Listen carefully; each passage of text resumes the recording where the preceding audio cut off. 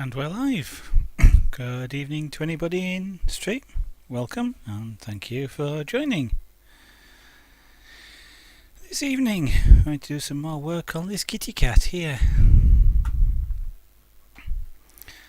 and see how far we get. I'm going to do some work on the body, the black fur, and then we'll work some on the white fur, and then the background, and finally the hair and whiskers. So the main work tonight is going to be to just darken off most of this body hair.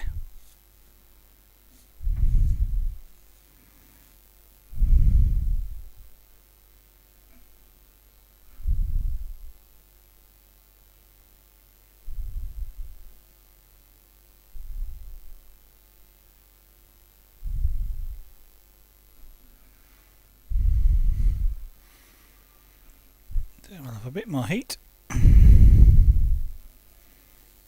Dry my hand off, which seems to be wet for some reason.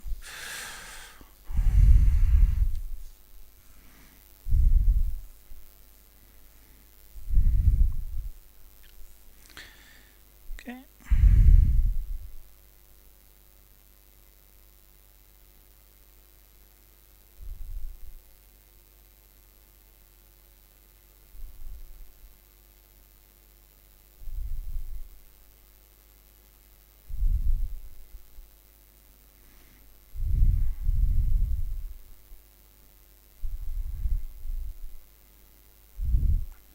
So good evening to anybody that's new to the stream, and good evening to anybody that's returning to the stream as well.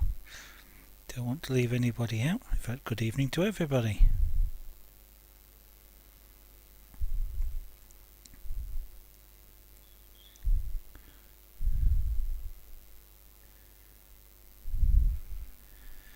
If you are new and not certain about what you're looking at, it's an art form that usually gets called wood burning, although this particular version of it isn't burning anything.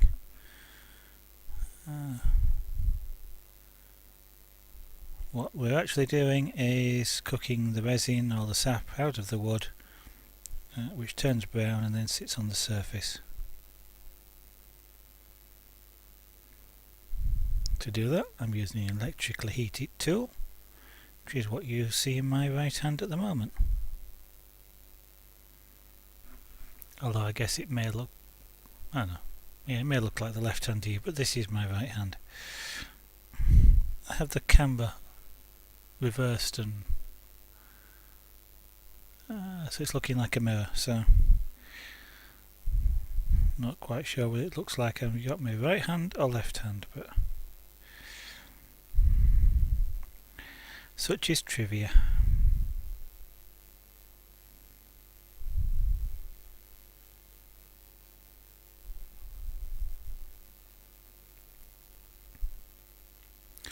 I'm working on birch plywood.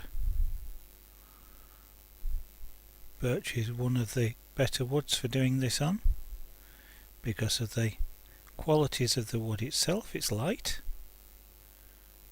in terms of colour, which allows a much greater range of shading from the pyrography than darker woods. It's a fairly consistent wood across its grain. Doesn't have any particular differences between the rings and the space between the rings, and they're not particularly prominent either, all of which make it quite good for pyrography art.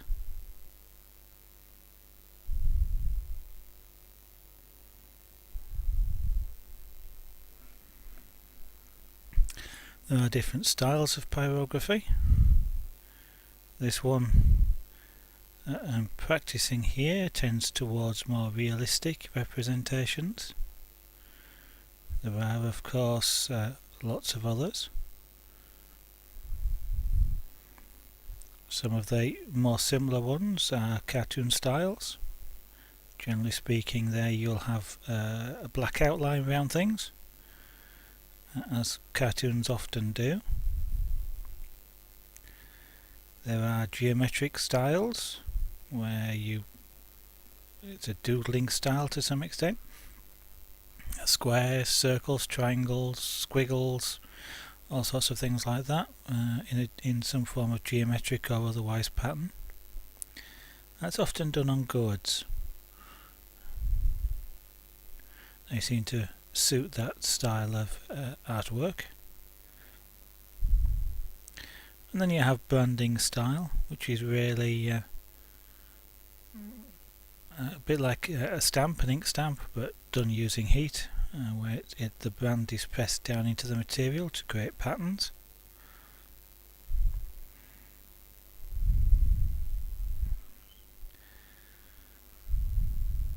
Unlike any particular art form, of course, there can be crossovers and variations on all of those and more.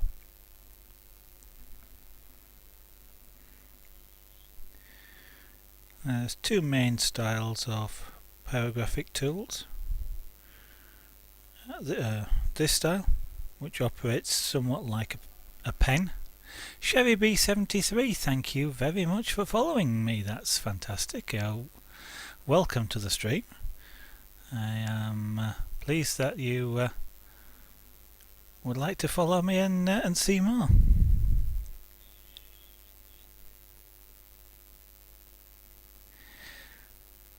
Yeah, there are two sort of different main styles of pyrographic tools. There's this style, which is more of a pen style. Quite a few machines, pyrographic machines and controllers operate using a style of pen similar to this. They're all different exact shapes, but similar. And then there's a style of pyrographic pen that resembles more a soldering iron, where the body is much more chunkier. It generally has a silver barrel in which the heater cartridge is situated, and then there's a tip which screws into the bottom. That's probably the style which you will most see in hobby shops and things like that, in your local craft shop. Usually sold with a range of branding style tips, so you'll get squares, leaf shapes, things like that. And that's generally how those tend to be used, but they can be used to produce realistic artwork, like there's a big head for it, like this, but a realistic style as well. They don't actually have to be used for branding. And each type of tool has its advantages and disadvantages. Some work better for some things, some work better for others. And then there are, of course, the style of tools, perhaps like the old sailors used to use, which would, in their case, would have been a sailmaker's needle and a little spirit stove, which is used to heat the needle and then used to create the artwork. There is artists that use blow torches and welding torches, things like that, which create a large naked flame. They tend to more work on, of course, larger art pieces though. It would be somewhat difficult to do a detailed art piece on something this size with a blowtorch. But for a big, several feet by several feet sheet of wood, they are somewhat more realistic and fantastic for doing that. Lots of people love Cat Sherry B, including myself. I quite like them, and my wife does as well. These two that you're seeing here, that's one that I've already finished. This one here are both our cats. I was having done that one, I was requested to give the other one equal opportunity. I'd say to become an artwork. Although having said which, this fella is ahead in the game because he has an airbrush art piece done of him already. So Felix is one up on Junior.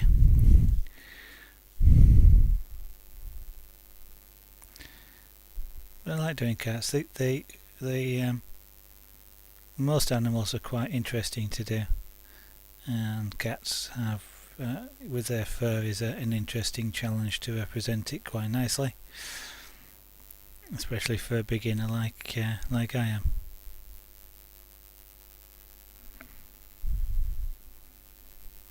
Do you like any particular type of cat, Sherry B, or is it just cats in general? I mean, there are certainly some interesting cats when you look at the Sphinx cats, for example, that have no hair. The Manx cats, which tend to have no tail. And then everything in between.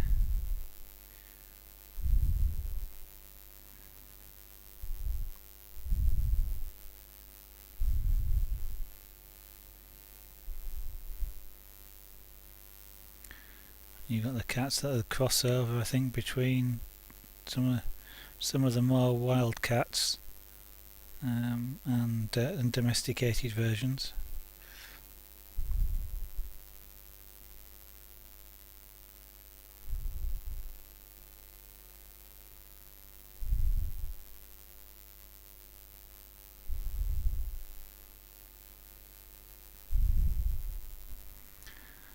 Five cats, blimey. We've had 8 at one point, and that was an interesting life, shall we say. 2 chocolate Siamese, a blue point. I quite like the blue points. There's something about the way they are. A grey tabby and a black, yeah. Most of ours all of ours have been rescue cats, so they tend to be sort of the domestic short hair style of mongrel cats. A lot of them tended to be black and white, or one of them was all white. 2 of them have been one of them was all white. One of them had brown ears but was all white. And we've got a grey tabby type cat at the moment, Cleo. Well, that's her short name. Cleocatera is to give her Sunday name. She's not had any artwork done on her yet.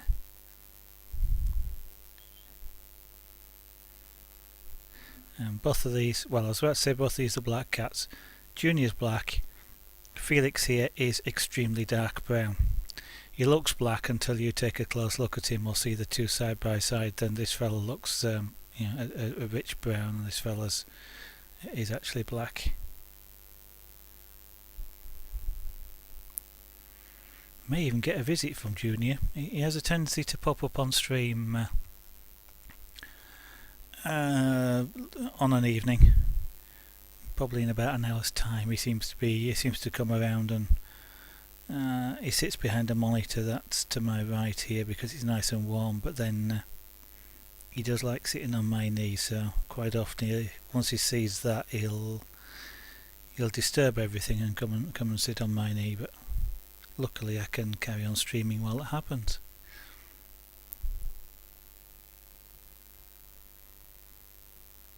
Yeah, unfortunately cats are very territorial. The Cleo actually was a cat that had 4 kittens. She moved in of her own accord.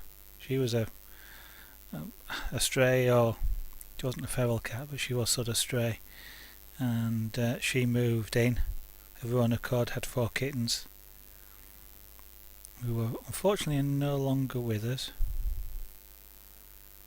in the broader sense,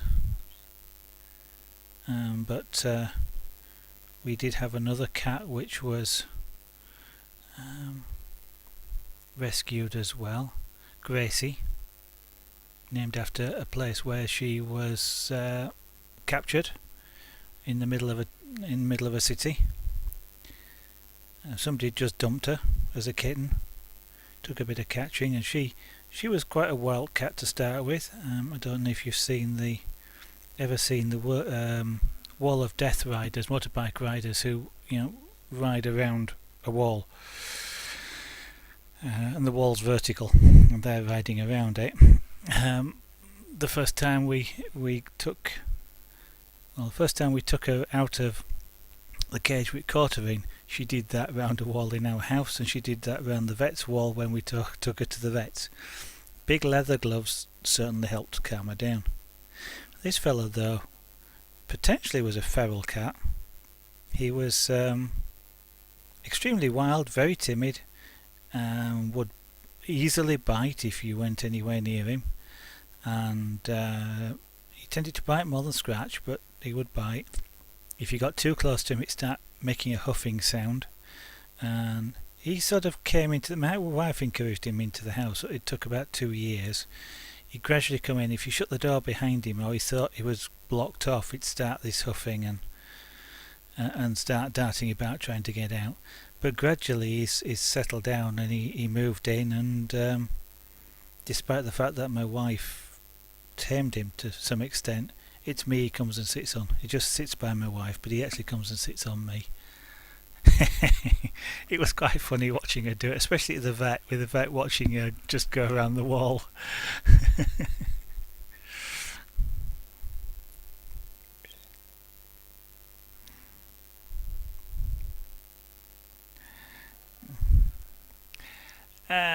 Foucher, thank you also for following. That's most kind of you. I am glad you're interested enough to follow. Is it the discussion of the cats that's going in, or the artwork that's led you to want to come back? But thank you very much for doing that. That's much appreciated.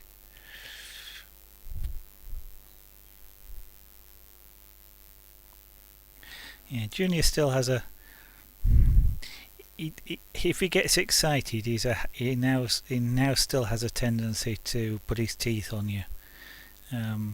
He doesn't close them with quite as much force as he used to do, shall we say. I'm still wary of him, shall we say, but generally speaking, it's taken him about 4 years to even purr. He never would purr before, and gradually he's now got to being quite openly purring when you stroke him.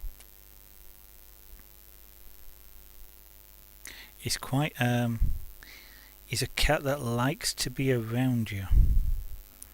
Doesn't necessarily want to sit on you or anything like that. He just likes to be around. He seems to like the companionship, and he will just sort of come and sit by your chair or something like that.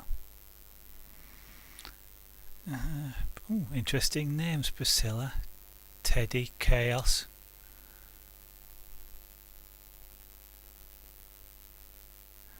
Oh, little kitties, little kittens, a year old.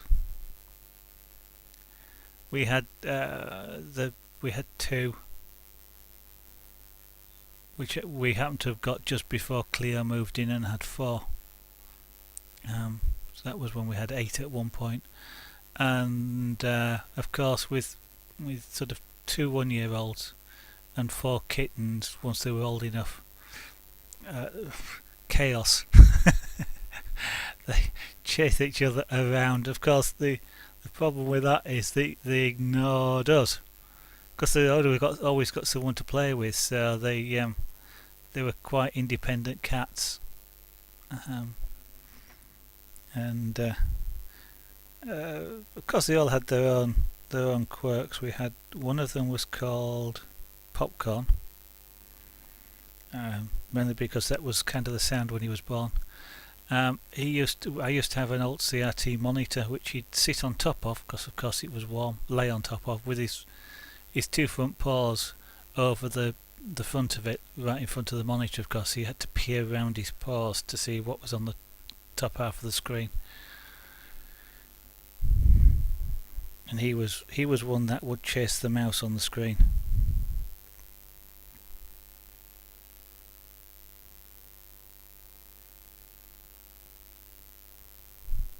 Another one always looked like he was looking over the top of his glasses. Just the way he, it's obviously his facial markings, and the way he just sort of looked at you with his head tipped slightly down.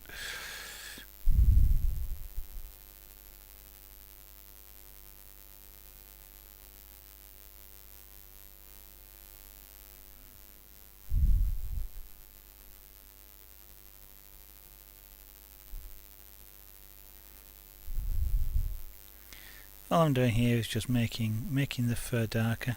It's been mentioned, Felix is an extremely dark brown, almost black cat. So with pyrography, you don't, in this style, you don't often go black. Black is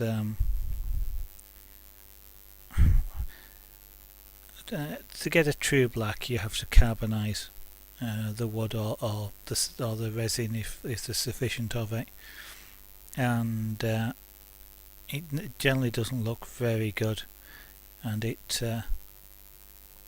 also the wood gets some really interesting textures, shall we say, when you carbonise it, because it shrinks quite a lot, and again that doesn't always contribute to an image of this style. So generally this sort of fur colour around here is as black as I would normally go, in terms of that's black, this is white, and then you've got the whole range in between.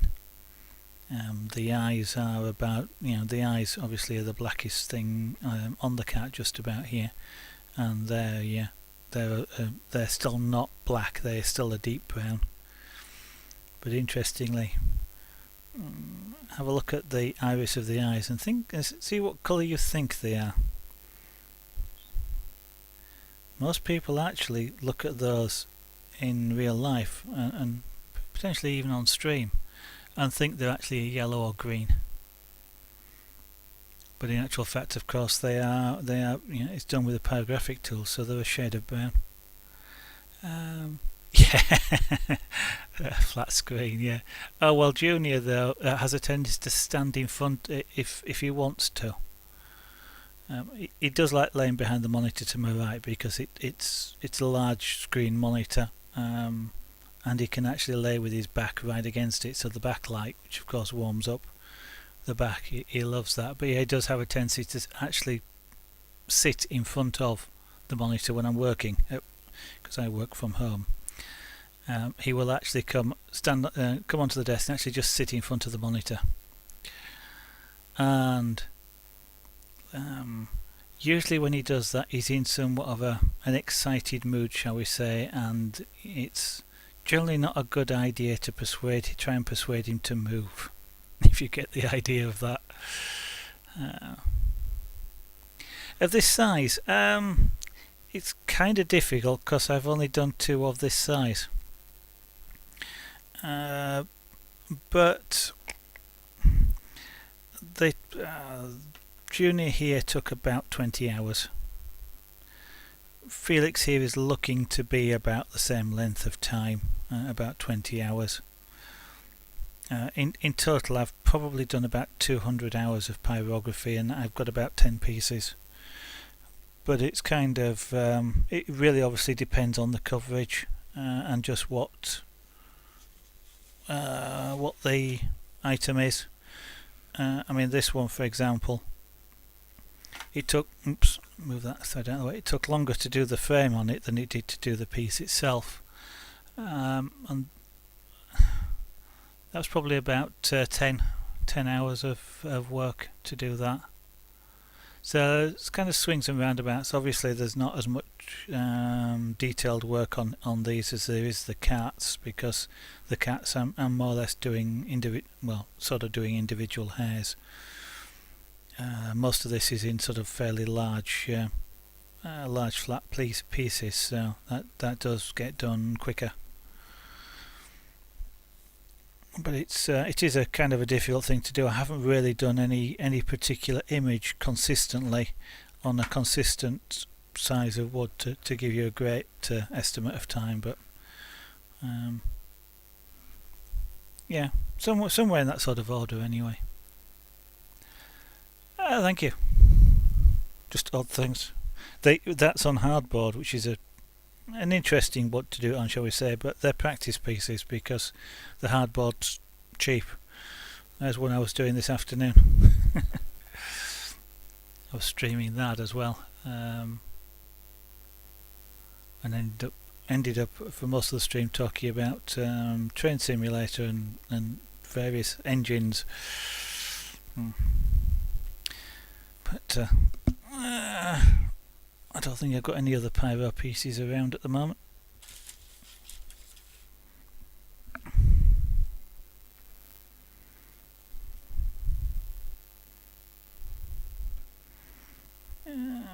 getting a bit light. Let's make that a bit darker. In fact, let's have a little bit more heat, which will help the process.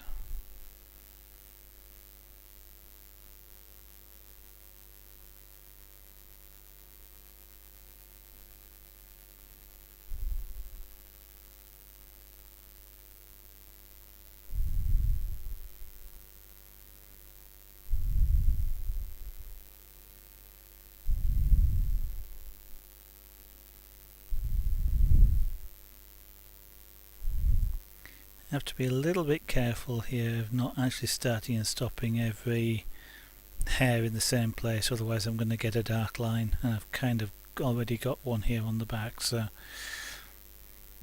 I am going to have to disguise that somewhat.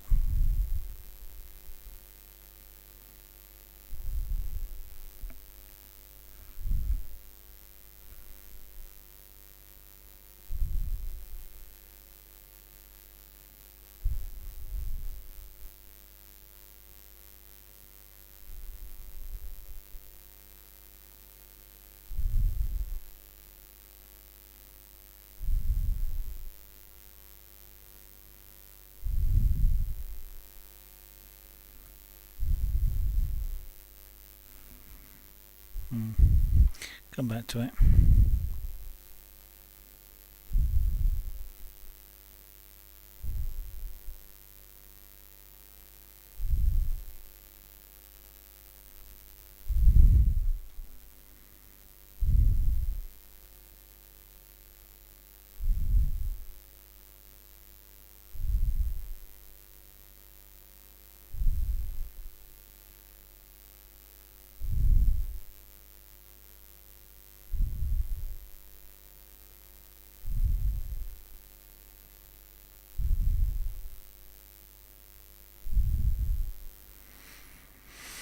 Need to be careful I don't create a sharp edge down this side as well, because of course it's a mix of white and dark fur, and it's not a perfect line.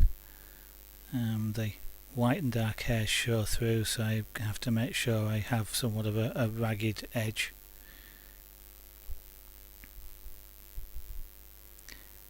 It just helps with the realism. It probably wouldn't be too bad to do, it just looks better when it's more realistic when you do that sort of thing.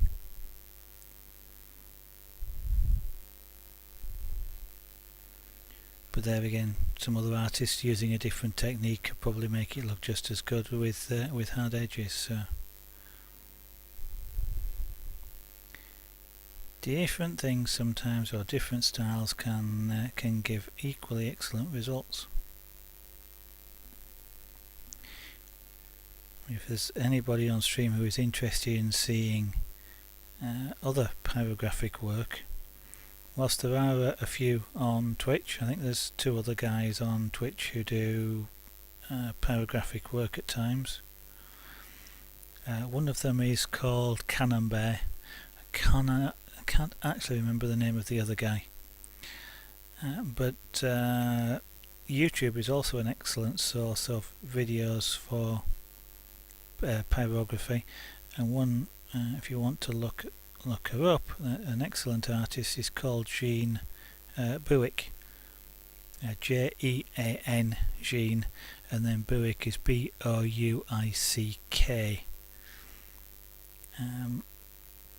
I think her daughter actually holds the account, but then loads her videos, and she is an absolutely phenomenal artist with a pyrographic tool from animals and scenes, etc. Generally though, they're done on YouTube, of course they're done in time lapse, because they take several hours and possibly several days, I guess, in Jean's case, and most people would prefer to watch them in about 30 minutes or less. But they're absolutely amazing artworks, and I would highly recommend anybody that's interested to check them out. Okay, that fur looks quite nice. I shall carry on. Going over the edge of the wood here, I have to be careful that I don't get a white edge. I prefer to have the brown edge. I just need to make sure the edges coloured over.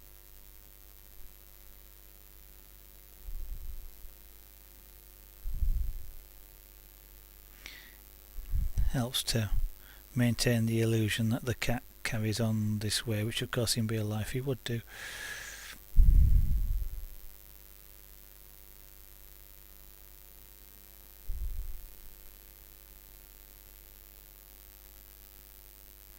The tool wants a clean. It's not well, I was about to say it's not particularly hot, as you might be able to see here. I'm not setting this paper on fire. This is normal kitchen style paper. If I held it in place I'd burn through it, but you know, it's more like a hot iron more than a glowing brand. I would burn myself, you know, much as you would do on a hot iron if I touched it, so I'm not going to. But it's a reasonably safe tool from the perspective as well. Being electrically heated, this is low voltage, same voltage as an AA or a double AA battery, sorry, a 2 AA battery. So what, between 1.5 and 3 volts. It's really safe to touch. I don't intend to, because the tip is hot and it conducts heat, so these contacts are also hot. Otherwise I would be quite happy to touch it.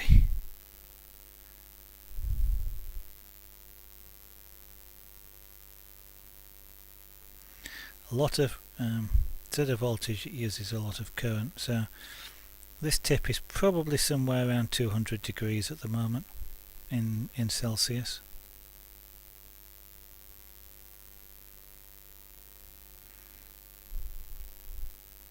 So below the burning point of paper.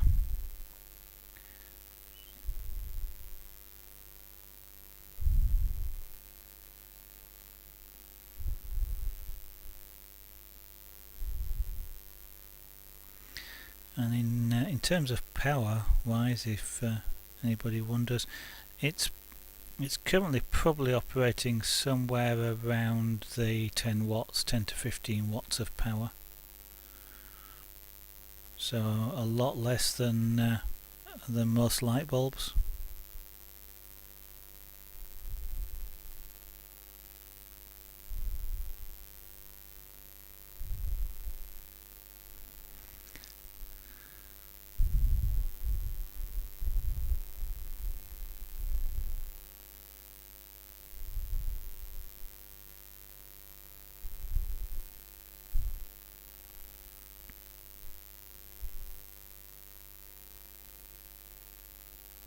The mottling effect that you see down here, and potentially up in the rest of it as well, is actually an indication of my poor technique, which is something I need to practice.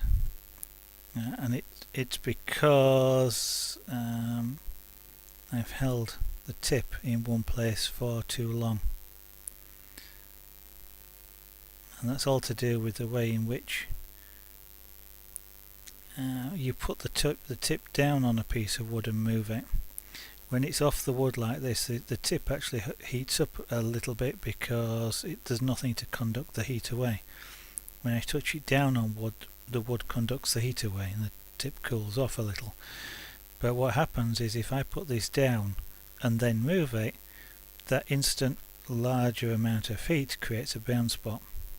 Similarly, if I go to and stop and then lift off, that stop means that the tip's in one place for a little bit longer time, and the wood there gets a little bit darker. You have to employ a technique which is to keep the tip moving before you touch it down, touch down, keep it moving, lift off, and keep it all while keep it moving, so you don't ever actually stop moving whilst you're on the wood. If you do that sort of a land and take off, you tend most of the time not to get these sort of mottled effects.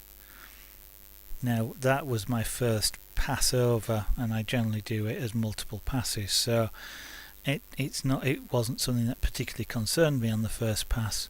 It becomes more important on secondary passes and third passes if I want an even tone.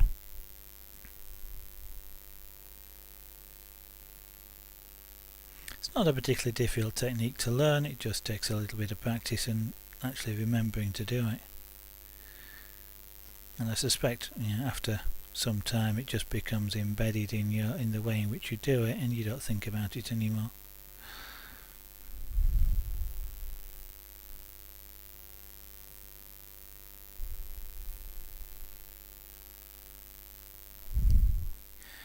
Now, although this pen itself is cool, now what's it's cold? It's not cold, but it's cool.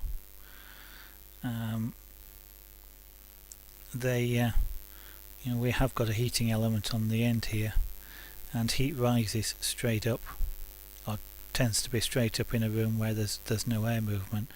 And one of the things that I'm doing here is using this tool in a position where the pen is vertical, so the heat is coming up and is contacting my fingers here.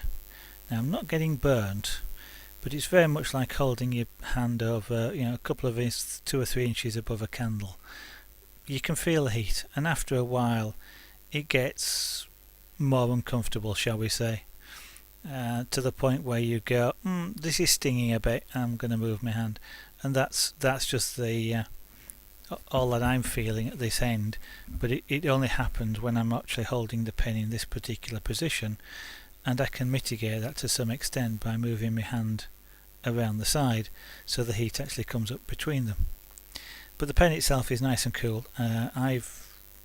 Earlier on today I was streaming for 3.5 hours using just this one pen, and it was as cool at the start as it was at the end. So it's entirely, it's really comfortable to hold and use.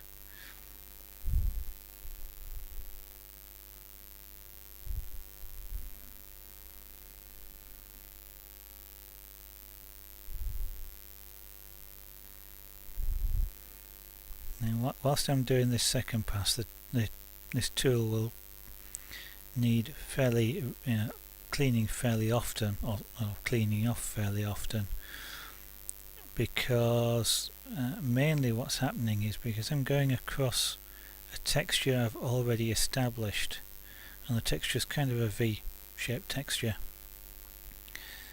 If I'm not following exactly the line of the V, which it's almost impossible to do, then what I'm doing is knocking little tiny bits of wood off, and with it come a little tiny bit of the resin, and they sort of stick to the tool, and they gradually create an insulating layer, and I sort of can tell that because the tool gradually stops working as well as it does.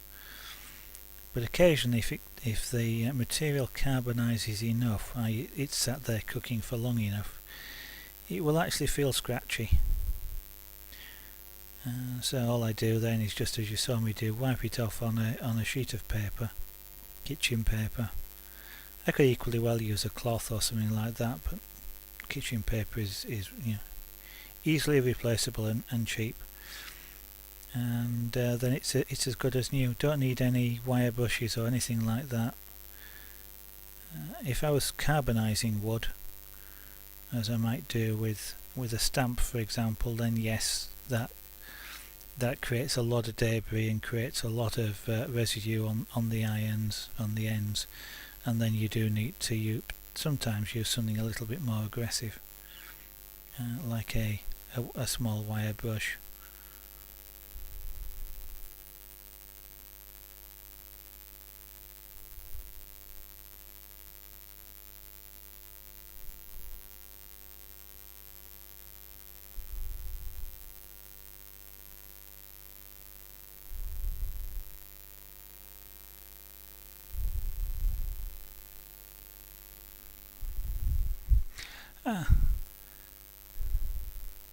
Thank you very much, Sherry.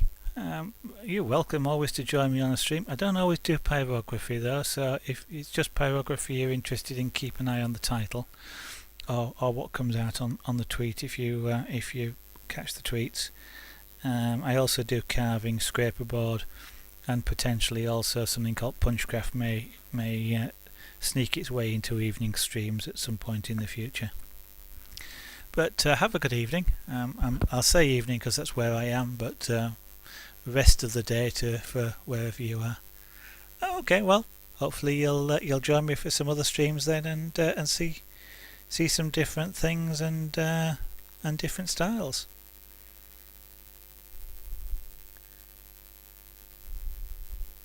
And again, thank you and have a good evening.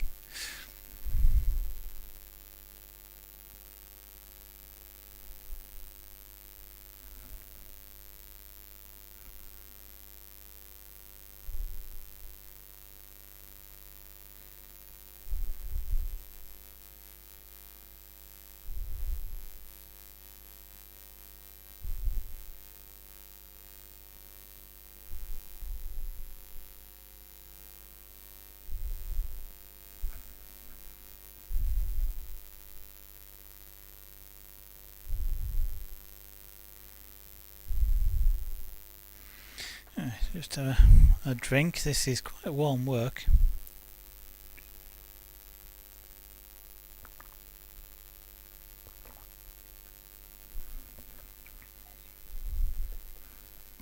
In fact, no, okay. We're about 25 degrees here in the studio tonight. That's round about 50, about 80 degrees in Fahrenheit.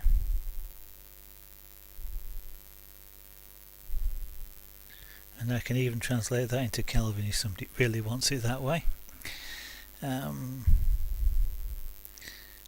Generally speaking, working with pyrography isn't particularly, as I mentioned, the tool is, I'm not particularly hot with my hand, or the pen isn't particularly hot.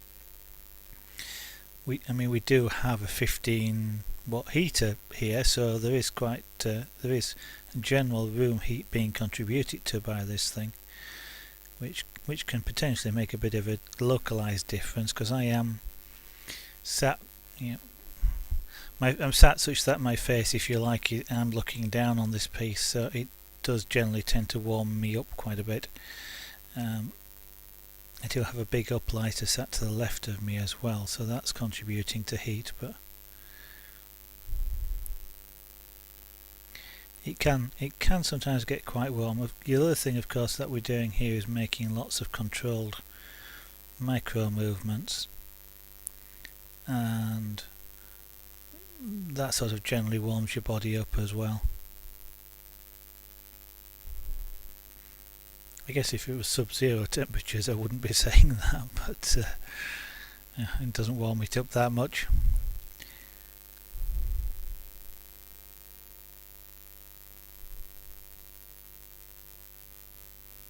So I hope everybody has had a good day today. I'm assuming it's the end of the day, but I know for some people around the world it'll be fairly early-ish in the day. I'm from and I'm in the UK, so it's getting on to mid-evening, 9 PM at night. PM would be at night, but you get the meaning.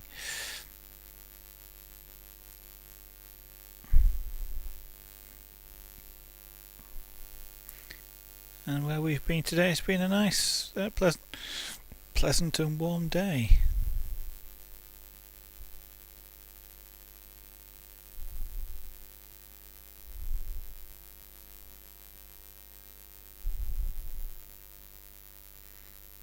Just come down to the bottom of here, and then we'll assess whether I need to do another pass or do some particular areas to darken this down any further. Currently at the moment I'm thinking perhaps not, but we'll take a look at it again when I've done this.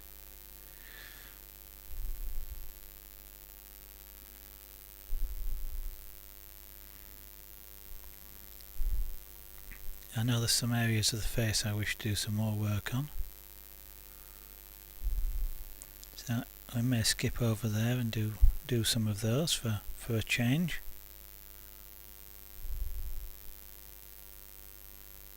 When I'm working on pieces like this, I tend not to work in just one area exclusively. I do have a tendency to hop around a little bit just to keep interest, but also to give if I say give my eyes a rest, but give my perception of where I'm working a rest, so that you come back to it with a fresh look, and then sometimes you can see things that you've missed before.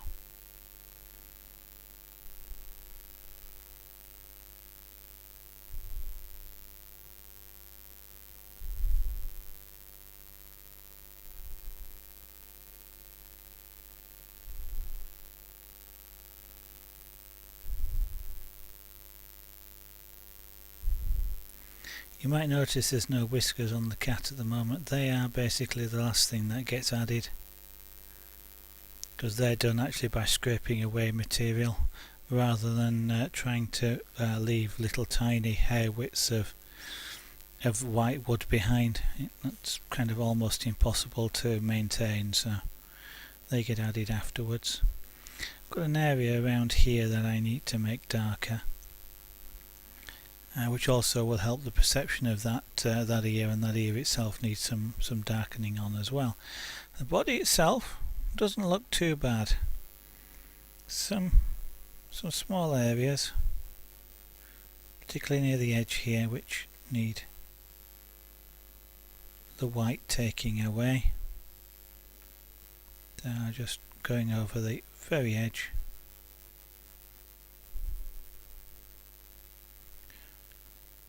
To add a little bit of colour. That way you don't perceive like a like a white line around the edge here.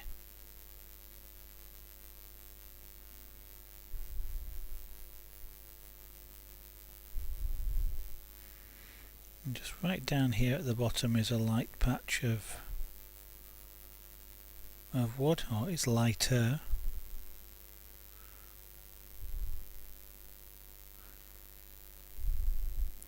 Which makes it out of keeping with the rest, so just darkening it off.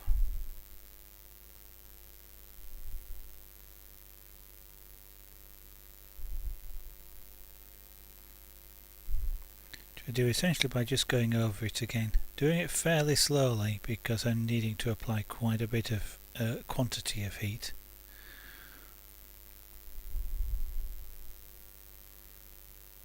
And I can apply that quantity either by turning the heat of the tool up and moving quickly, or I can keep it where it is and move slower. Either way, it's a sort of an increased quantity of heat is applied.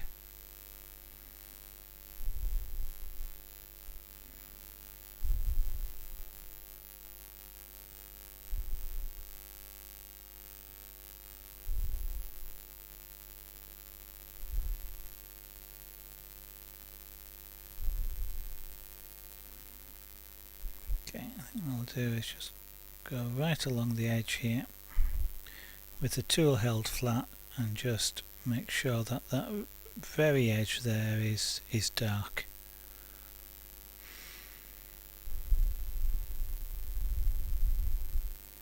You're less likely to notice a dark edge than you are a light edge.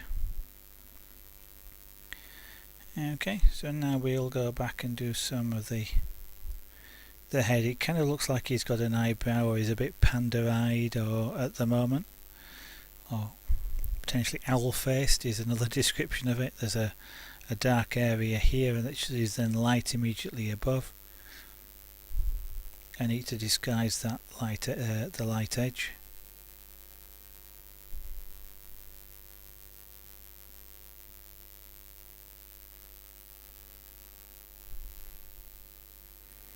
It's a place where I appear to have stopped in the same place on every stroke, and therefore I've got a dark edge. I need to smooth or feather that away by creating random length strokes, so that you can't actually see an edge as to where it stops. The other thing is I kind of would like to make this slightly darker across here as well, as I mentioned. That's partly to do with the way the markings are and the light is for falling on this particular cat. But also, as I say, the ears are a little bit out of the correct shade.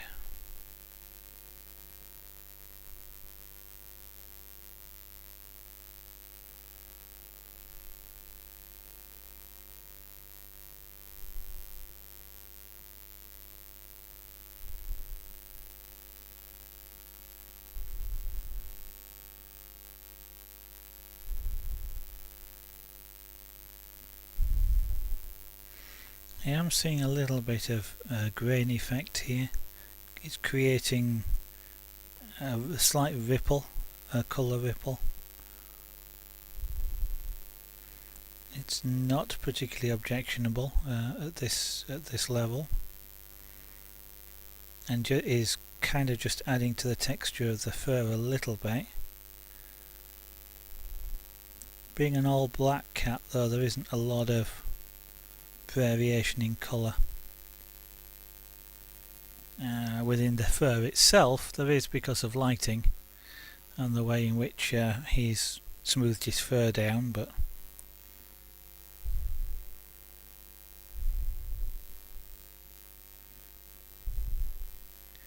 it's part of the dealing with things like the slight variation and stuff like that, is all part of the art form.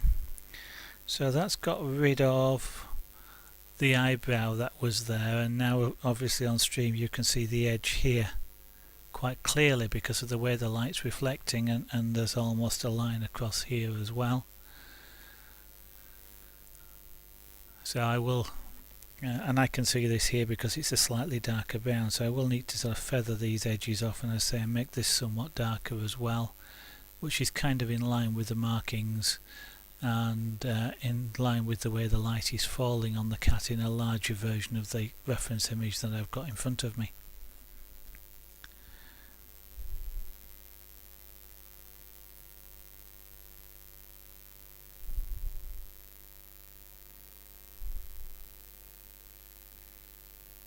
So it's really just another pass of colour over the over this area. Just extending the cooking time on the resin,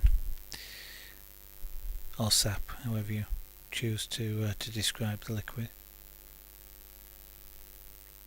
Because as I mentioned earlier, pyrography, whilst it's called wood burning, very rarely do you actually burn the wood. I guess if you get really annoyed with it, you know, you might take a match and throw it out the window, but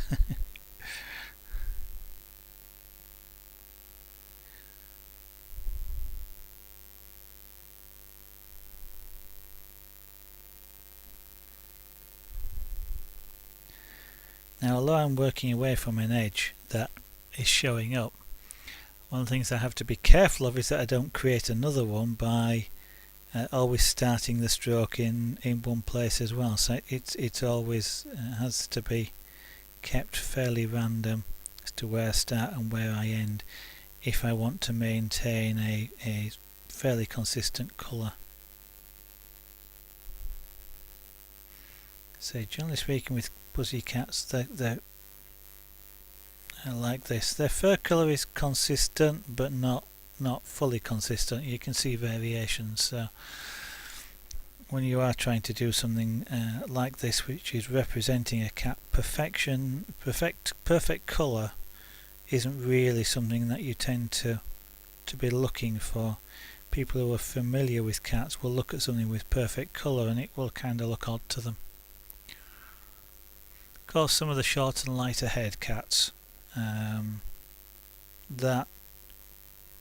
that's closer to having, you know, they tend to be closer to having a consistent fur colour. So if I was doing one of those, then yes, I'd have a lot more of a challenge to maintain as much of a consistent colour as I can. And I possibly even wouldn't be doing fur texture in that particular case. I'd be using the tool flat and creating flat colour.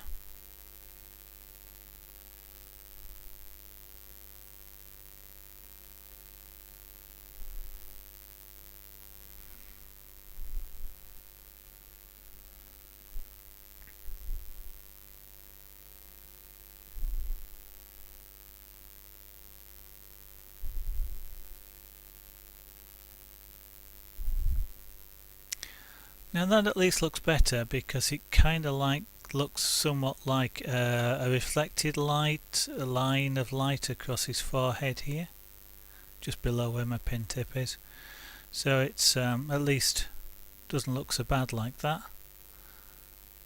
But I am going to continue and, as I say, darken it off. It's interesting, it's a lot easier to see things like that in the stream window than it is actually to see it in real life here.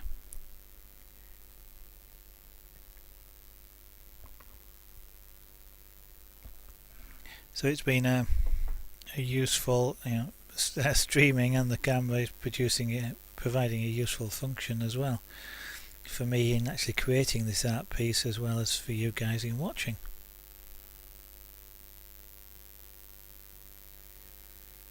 If there's anybody watching who has any particular questions about it or any of the other art forms, then feel free to ask them. I don't mind.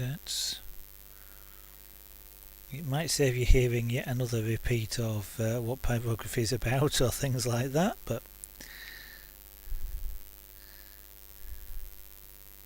I don't mind if you, as I say, prefer just to watch. Hopefully that will inspire some of you to try some artwork for yourself and maybe even stream for yourselves. It is something that I've found. I've done more artwork. I've now been streaming about 2.5 to 3 weeks, I think. I've done more artwork in this period of time that I've been streaming than I've done in the last 3 years. So it has certainly made me do artwork,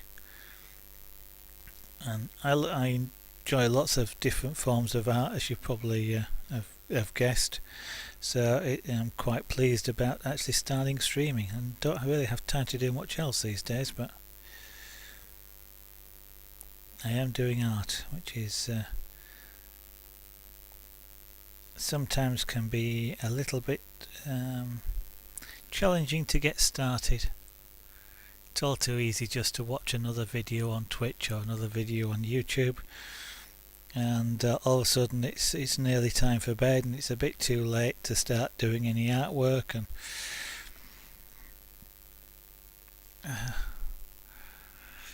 it does get you moving, so to speak.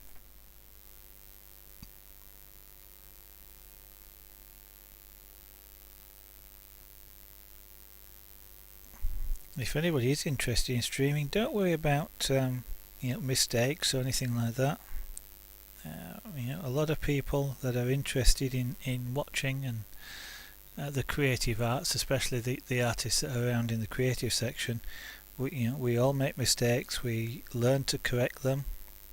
We watch other people because they're interesting, and we learn new things. So learning how somebody accidentally makes a mistake, shall we say, and then learning how to correct that mistake can be immensely valuable.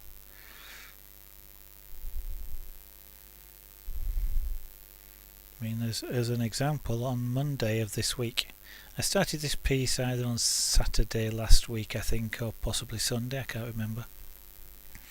But it might have been even a little bit earlier than that, but anyway, by Monday of this week I was looking at this piece and it to me looked terrible.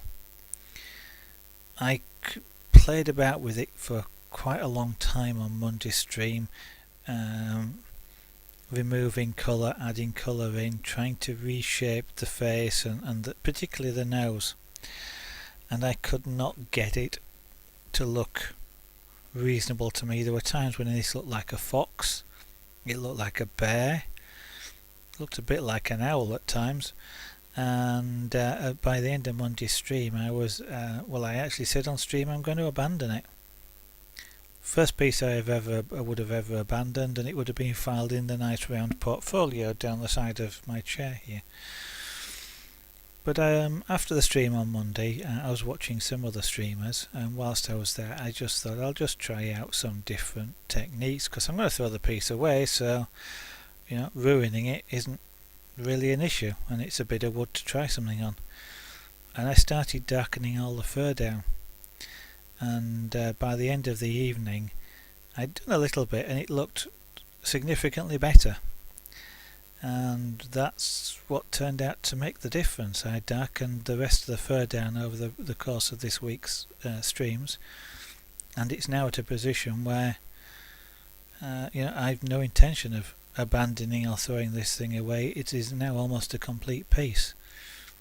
So mistakes sometimes aren't mistakes, or something that's wrong comes right for some cases unknown reasons. So don't be embarrassed or afraid of streaming because you might make mistakes. The people who understand don't care that you make mistakes. We all do. And the people that are going to try and laugh at you for mistakes, don't understand, and and therefore, if you like, not really worth taking any notice about. So don't worry about things like that.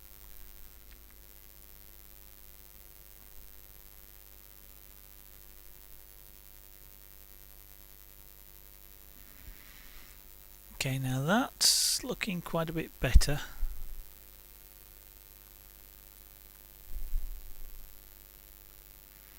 That's sort of darkened off a little bit. Probably need a little bit just around these ears here. I think there's a light band underneath them, underneath this ear, which is making it stand out a little bit too much.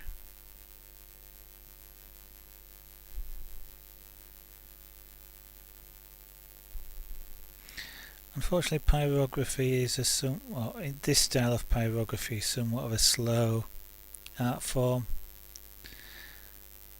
compared with some of the other styles, but also not particularly helped by most people who do see this style tend to see it as time-lapse on the internet, and therefore it kind of looks like a piece like this would get completed in about half an hour to 20 minutes, when in practice it's taken several, if not tens of hours.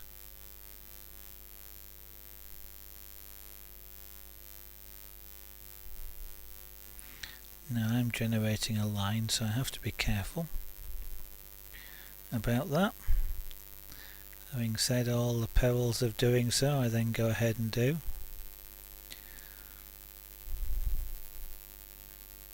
That wasn't an attempt to show mistakes. It was actually a genuine mistake that I did. Wasn't concentrating on what I was trying to do.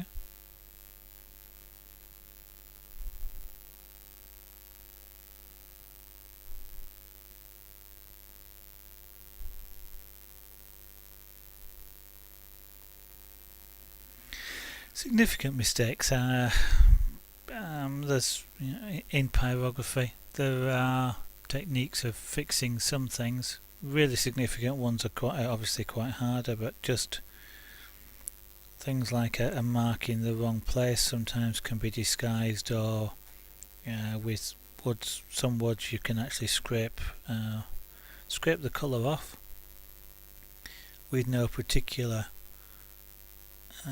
consequence of doing so.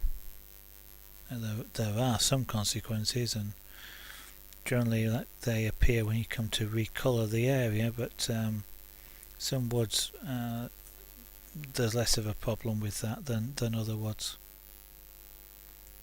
This birch, for example, isn't bad for that. The hardboard is quite a hard one to scratch colour off of because it disrupts the surface texture. And when you put more colour over the top, it generally doesn't look the same.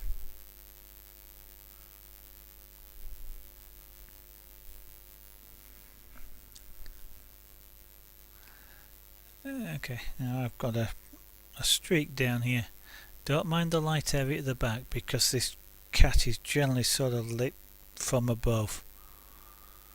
But this little streak across here needs a little bit of work on. I notice we've got a mark down there as well. May do something about it. I may just take it up to the corner of the ear and fill this in so it's somewhat like an ear shadow. That may well be the better way of dealing with that.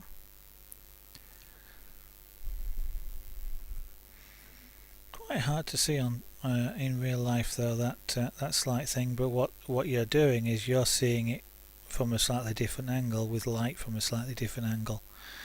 So were I, for example, to take this and put it on a wall, when sunlight hit it, some of these marks will show up.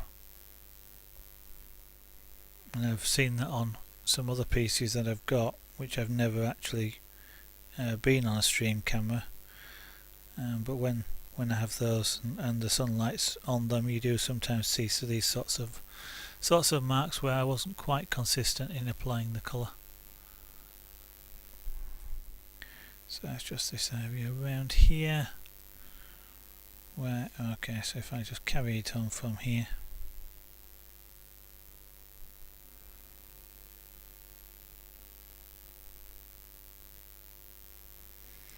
I've got a fur direction here that I need to follow as well, because I haven't created the texture. I've got to stick with that texture, and if I actually try and grow across the fur, it will actually show up as a very odd sort of mark or an area of the cat's face that you look at and go, that looks wrong.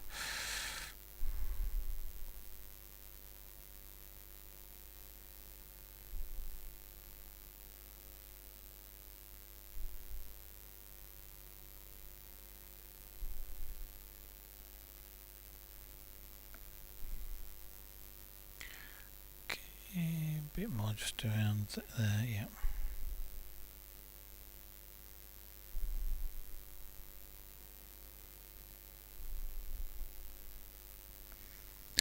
And that looks okay. You do sometimes get this, let's say we're cooking the resin or the sap, and it produces almost like a coloured varnish, and as you can see the varnish is quite glossy. It reflects light sometimes quite interestingly, and then you get to see all sorts of lines that you couldn't see before.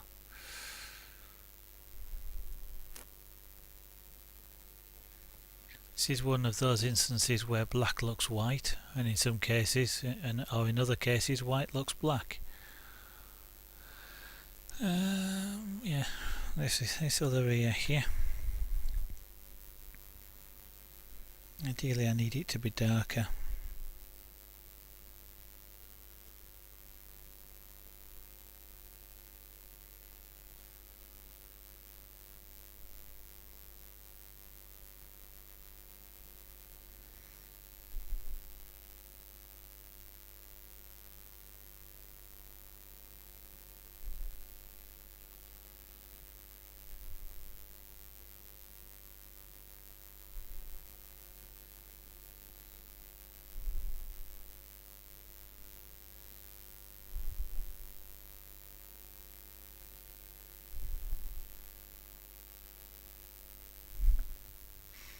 No real detail in their ears apart from the guard hairs, which I will be adding afterwards.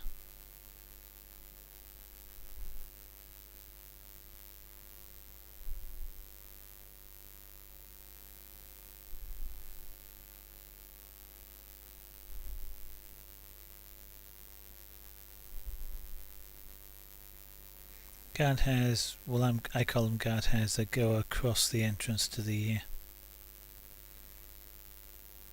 Very few hairs actually inside a cat's ear.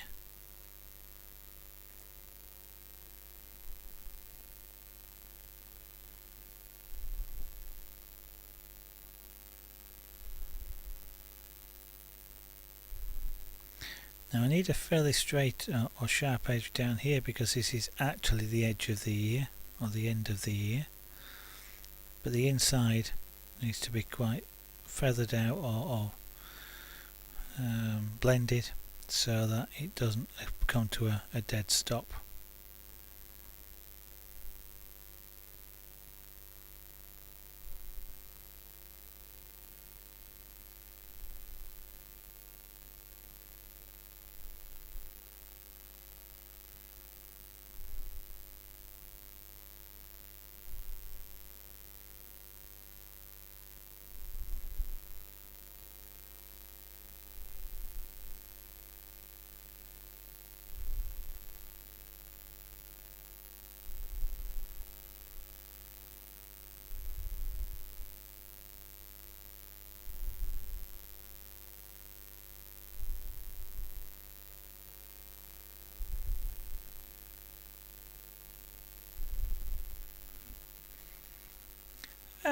Lol kid, lol, good evening. Where's the train? The train is tucked down here to one side of me.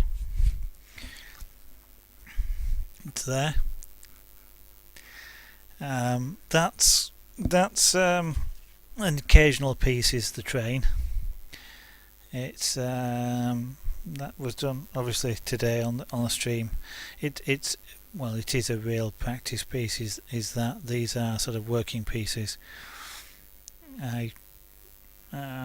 I'm doing this on an evening so that the people who have sort of watched me do this piece can get to see it all the way to the end. I may insert the that engine into the sequence at the time when I come to do pyrography again, but otherwise it may just be on any ad hoc stream that I do either on a weekend or early in the day for if I'm not at work.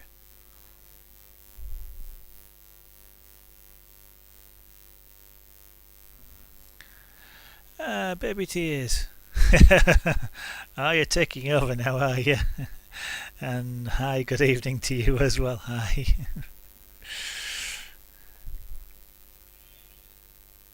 I trust you had a good afternoon.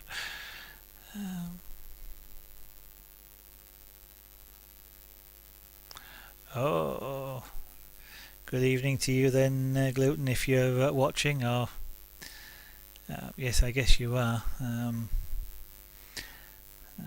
Unless of course Twitch is telling me fibs about who's hosting today. 3D Bloke's doing the hosting, I believe. That's mainly because I think last night he forgot to unhost. He was watching me on his own host stream because of a problem with Twitch.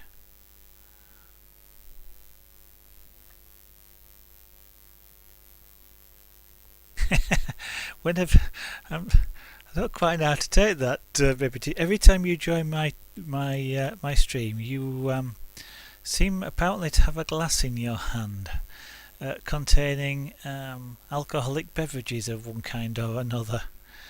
I'm not quite sure whether that's a compliment or a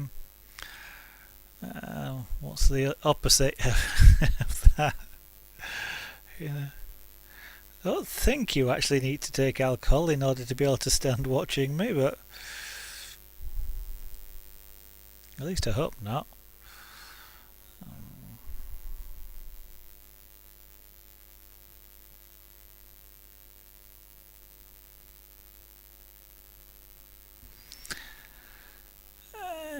We're getting there. The ear looks okay now that I've darkened that edge off. I think I possibly want the inner to be a little bit darker, so we'll just generally try and add a little bit more colour into this, and then we'll be working on the white fur. Another instance in art where white isn't white and black isn't black.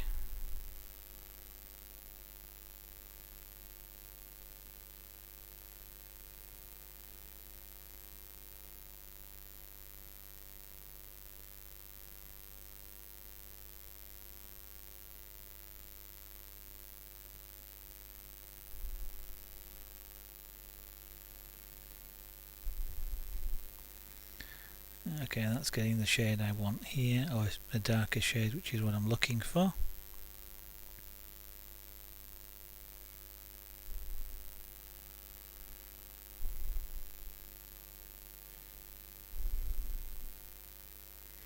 It is actually quite dark in the ear, but I'm not. If I go too dark, I start to lose the contrast range, and therefore the picture starts to look even more flat.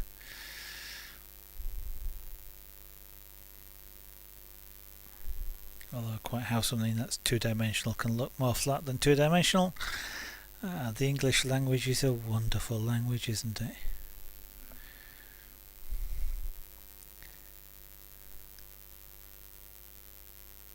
Oh dear, that's not very good.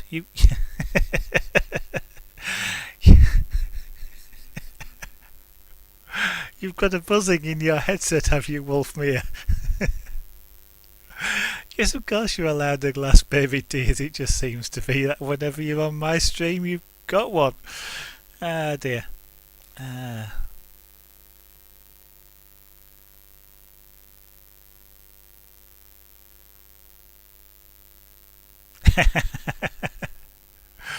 Ah dear. Yeah, get rid of it. Flies are annoying. Oh. But at least you can tell it's a fly. Um, I am I am terrified's the wrong word. My adrenaline level goes through the roof if I hear a bee or a wasp. A hornet, I guess, something like that, the stinging insect, shall we say.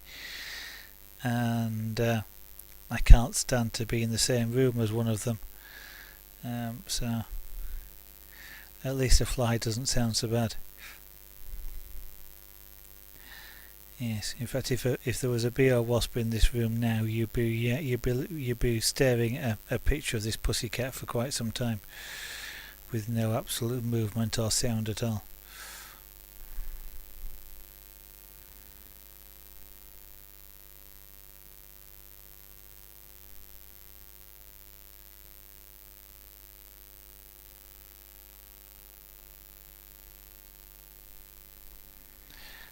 I think that will do that. I actually think it's because as a young kid, I got stung on the inside of my lower lip, I think it was, by a wasp. Actually, sort of on the inside of my mouth, and I've been like that as far as I know since then. I think that was the trigger. I don't particularly care for spiders, but and bees and wasps I can deal with if I have to, but my wife and I trade. I get rid of the spiders, she gets rid of the bees or the wasps.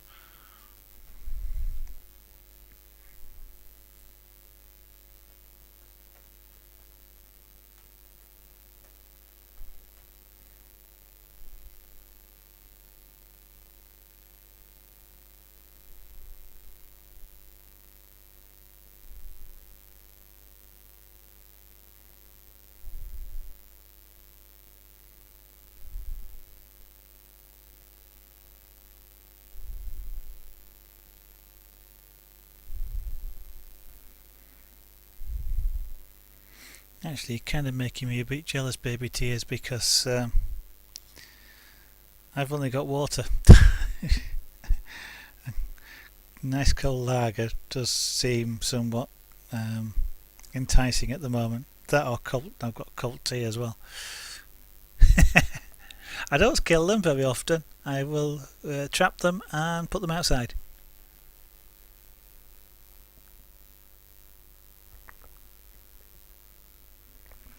Funny in a way, isn't it, how we all have different things that make us concerned, shall we say.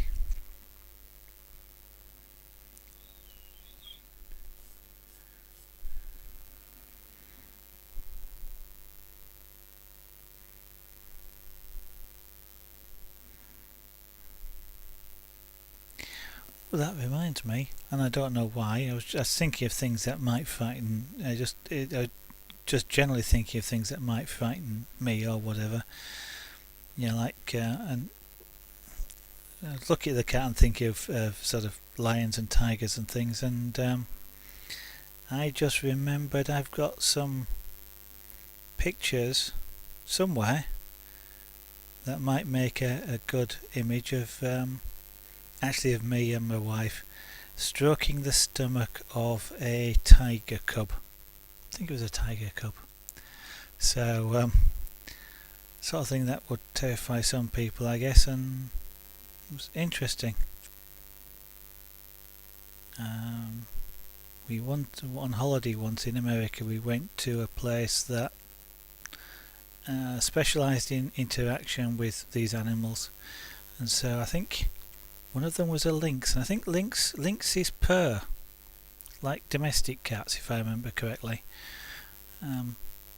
So certainly, I know there was certainly some in quotes big cats there that were purring. And they also had primates, so little tiny monkeys as well. They were quite fun. Balloons, yeah. Oh, I guess that's one way of actually encouraging someone to move along. Fill the room with balloons.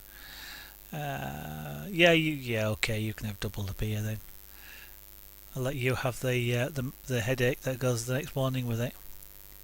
I don't like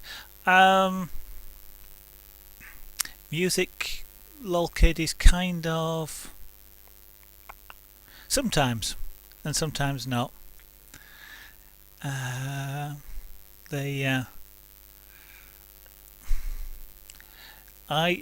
Generally when I'm working, I work best with something like a television on, or a or some other non-predictable sound, shall we say. Music tends to, music has a rhythm or whatever. It tends to be predictable, and I find I start listening to the music rather than concentrating on what I'm doing, or you start moving to the music. So if I'm starting to do this, I'll start working in time or at the speed of the music, and that's not always good.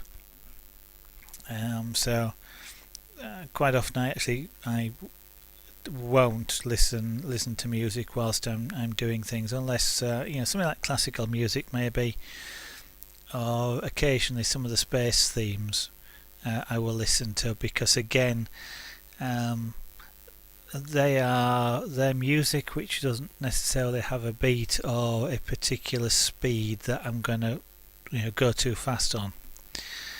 But to be honest, putting it on stream means that I can't. Again, it's a copyright thing, of course. Twitch potentially will silence any recordings, and if I try and put a recording onto YouTube at any time, whilst I probably would time lapse it and the sound will therefore go away, but it does preclude me putting it on YouTube as well sometimes. So I don't.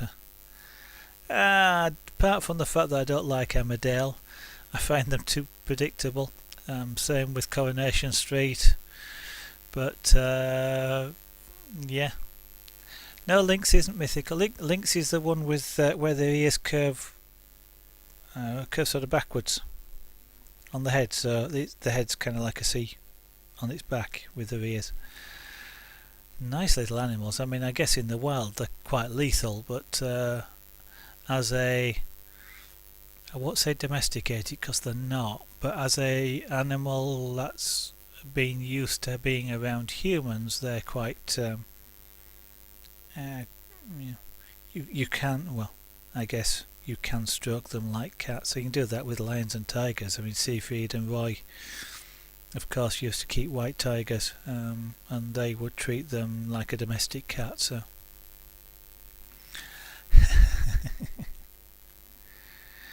right, now then, I need to rub out this mark that's here, because this is pencil, which, despite the fact it's graphite, it's quite a heavy graphite, and if I'm not careful I'll cook it into the wood, and I don't want such a dark edge mark there.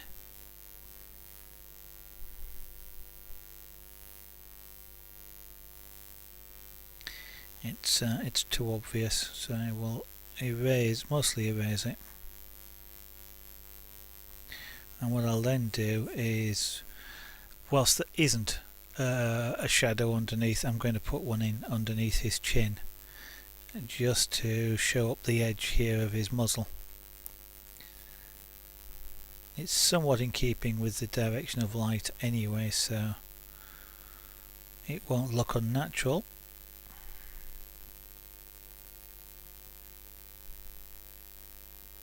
See, it's quite difficult to get rid of pencil marks.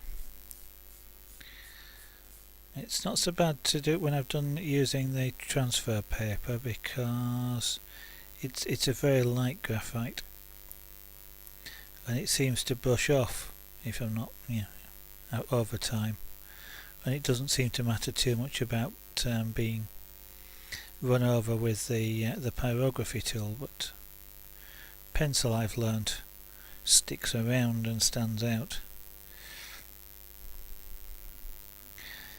And this was on Monday, you see, when I was playing with this on Monday and I was about to throw it away, the fact that I was drawing on it wasn't particularly a problem. I wasn't going to keep it.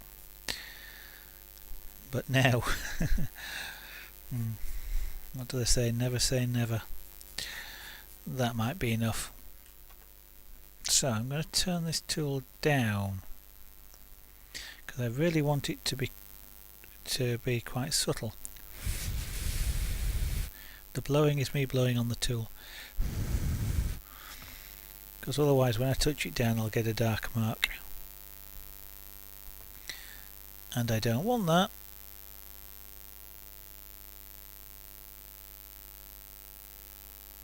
Now some of the graphite with the rubber has actually created dark streaks here as well.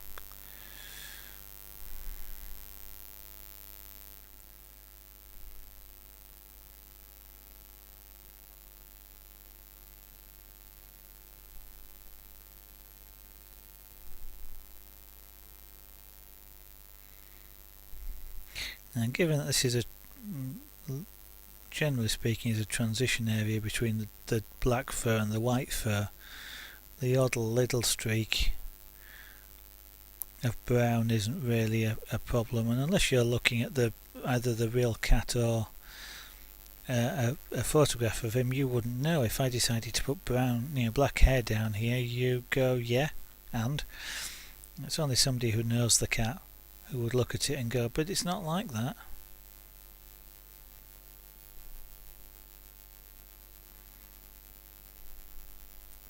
This tool is probably still a bit too warm for what I'm doing here, so I'll turn it down a bit more.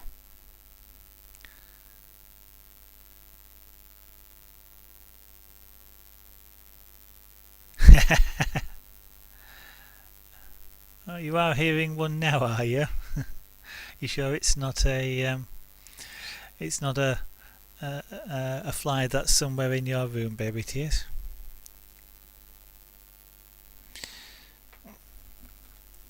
Just in case, I shall move that cable over there.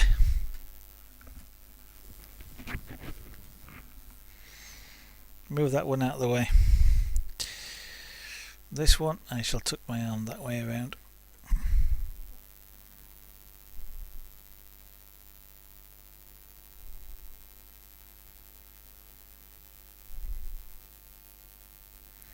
Turn the heat on the tool down, it makes it a lot harder to accidentally mark the wood. It takes a lot more effort and time to get a dark mark, so that means that I'm not going to accidentally create something I can't get rid of very easily.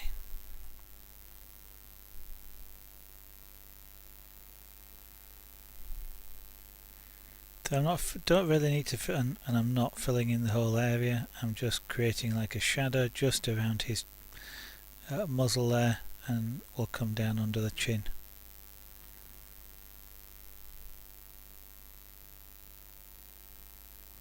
Also has the effect of just toning down the white a little. Now then.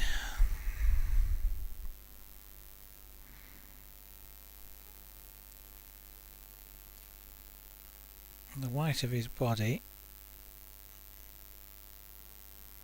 comes roughly from this sort of area and will come down here. So I want to apply a light colour here, but not a heavy colour. There'll be a slightly heavier colour on the background, so this will look white compared to the background. Well, that's the intention anyway.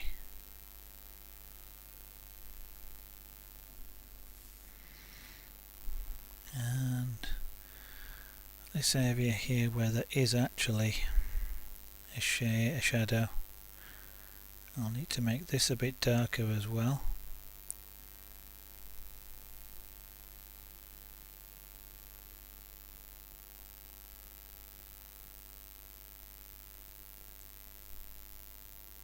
Shadows are of a reasonably consistent colour. So I do want to be fairly smooth in the colour that I create. I don't really want spots or lines.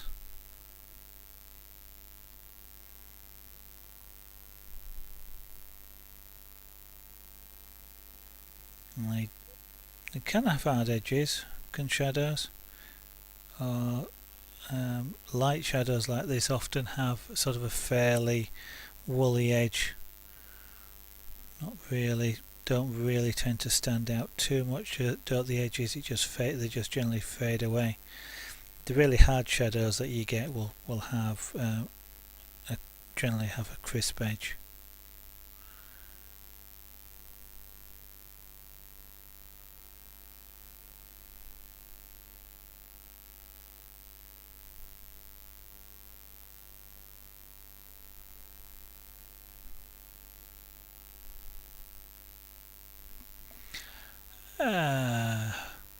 Bubbles the monkey, good evening. Oh, why will you have to cut your stream short tonight? Oh, there's a oh. Yes, well, assuming it's the sort she was doing the past couple of days or so. I've not seen it complete though. Yeah, it looked quite good. I love the colour. That blue section in the middle, that cyan turquoise sort of, well, cyanish sort of colour. It looked really quite nice. I've now got to find something that I want to do in beads as well, because I've got a starter set. Yet another art form to try.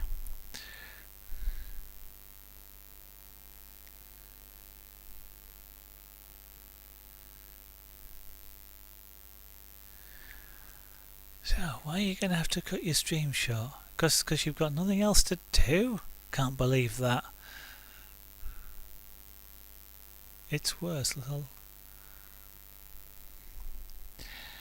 I'm going to have to listen to the VOD back, because now you know, the buzzing. Now I'm not sure.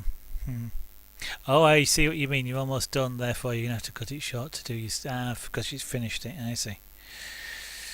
Yes, I'm going to have to listen to the VOD back. I don't trust people mentioning buzzing these days. Actually, I suppose what I could do. Yeah, I kind of noticed that when you were moving, you know, sort of putting it across the back of your desk one way and then trying to put the hilt and guard in across the bottom. It was quite interesting. Now let's see if I can talk whilst hearing my own voice back.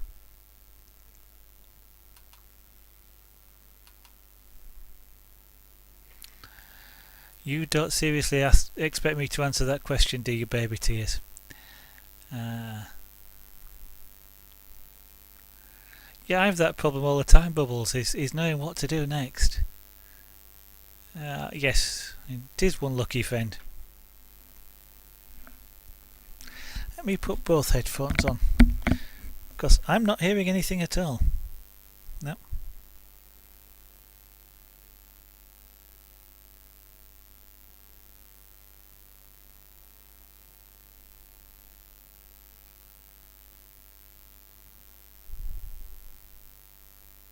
No, I'm not. I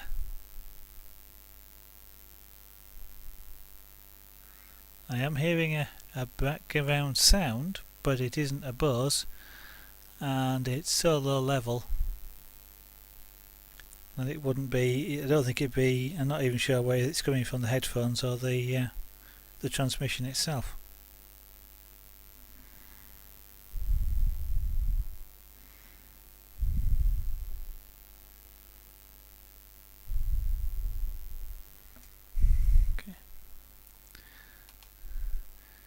Now I can deal with hearing myself just slightly delayed, but I'm going to turn that off just because it's easier not to. And also, since headsets make me feel all hot and I don't particularly like wearing them, I'll take one ear out.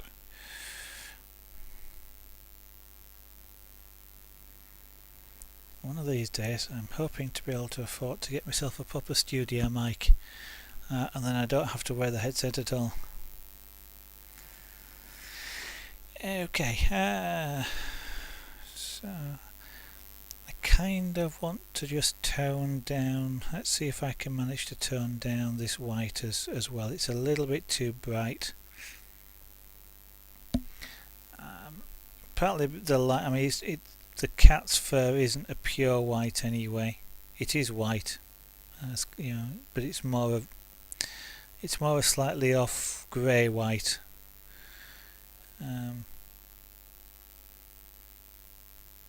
It doesn't stand out. Again, it's like the fact that he's black. He's not actually black when you put him next to a black cat. He's a really dark brown, and the white's the same. We used to have a snow white cat, or largely snow white cat, and his markings next to it sort of looked like a dull grey. So I'm just going to tone them down a bit, and it'll also perhaps stop his muzzle looking like it's jumping out at you. That bit around there, yeah, it's probably do with a little toning down as well. Got the tool turned down, so I'm not going to accidentally fill in this area really quickly.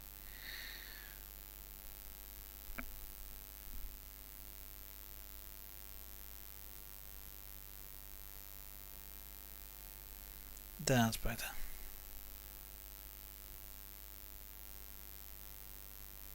At least around here it's better. We shall judge it as we get further down.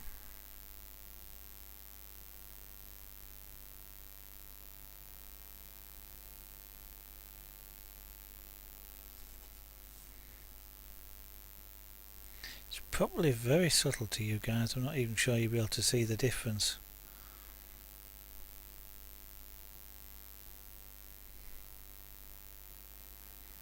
But it's losing the I'm a bright white effect that I'm seeing here.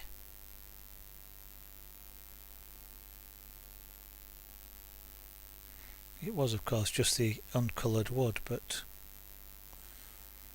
in contrast to the other colours, it looks extremely white.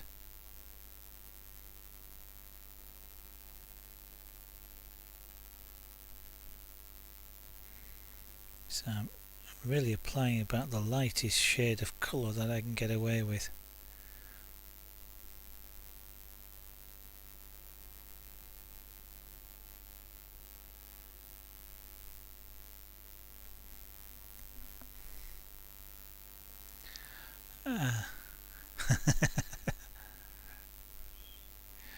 You never know, Bubbles. That might well be an enchanted sword, you know. It may curse the person that steals it. Hiya again, Bubbles. Bubbles the monkey, so yeah. A lot of people don't like their names shortened, so. Sometimes as a streamer it's a little bit easier, but I know people don't always like it, so I do try. Yes, and to use the English language, I'm very trying. I'm sure my wife would agree with that statement at times.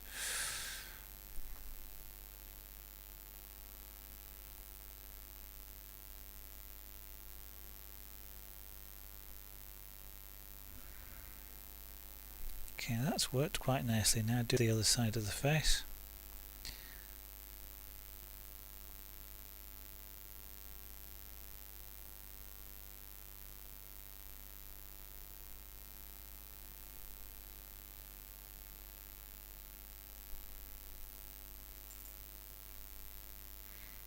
I hear a pussycat. I see a pussycat.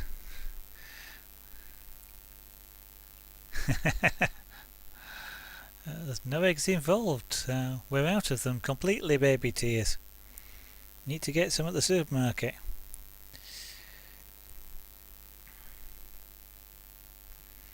So Mr. Junior has turned up. He's now sat to one side here on the studio desk, watching what I'm doing, and at some point when he decides he's sleepy enough, he's either going to lay down behind the monitor, or he's going to come and want to sit on my knee. If he chooses the latter, you will probably get to see him come on stream.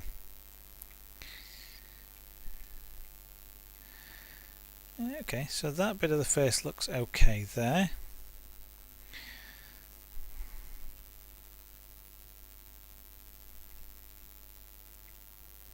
So now I just need to apply some colour around the outside here.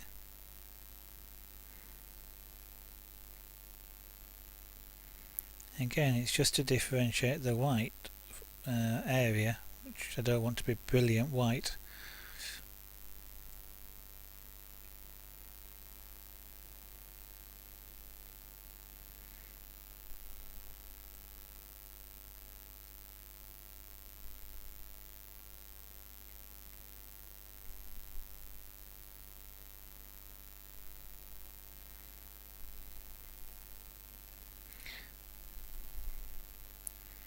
Actually even sure I'm specifically colouring this. I guess I am adding a little tiny bit of colour, but it's rather like ironing the wood, smoothing it down, which actually is changing the light angle. There will be a little tiny bit of resin which is being cooked as well, but it is extremely subtle, but it's enough to just knock that edge off the bright white.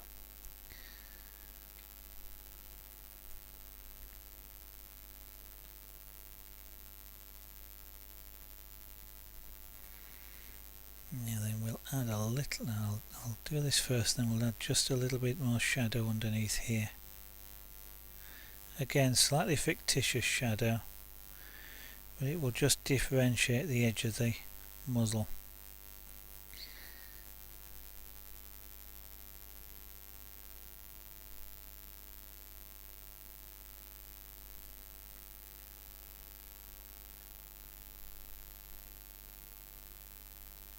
I extend that one, that shadow that's on the side there, just around the edge there.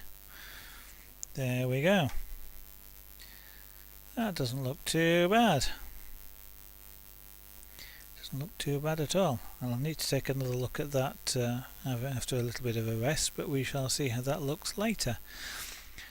Now then, what I'm going to do now is we now need to do the background. So I'm going to try something. I'm going to try using a completely brand new tool. This tool has never even been heated. So we're going to see what it does, which is either going to be successful, fixable, or a complete disaster.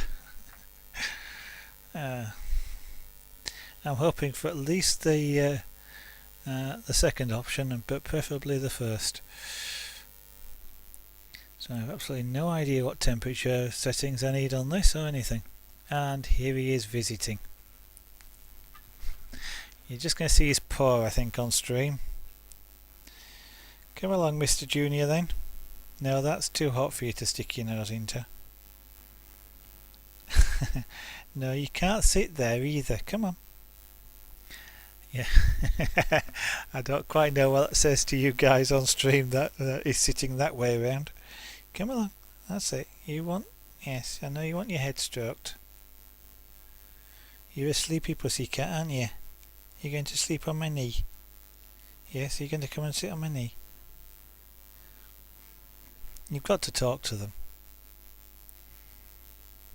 Come on, that's it. He sometimes just takes a little bit of reassuring that it's okay for him to do.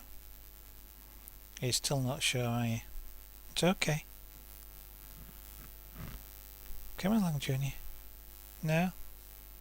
No, that's water. That's my water. Alright, it's your water now then. Ah dear. the whiskers come right at the end, Lollykid. That's the very last thing I do, because then if I've got any other changes to make, I don't end up having to go back over them. He actually was a wildcat, so lizard cell, and he moved in. Oh, Lost in House, good evening. Well, at least you got a little bit to see his head there. If he settles down, I may show him sat behind the monitor. Yeah. It's kind of unusual because he was sat facing me, of course.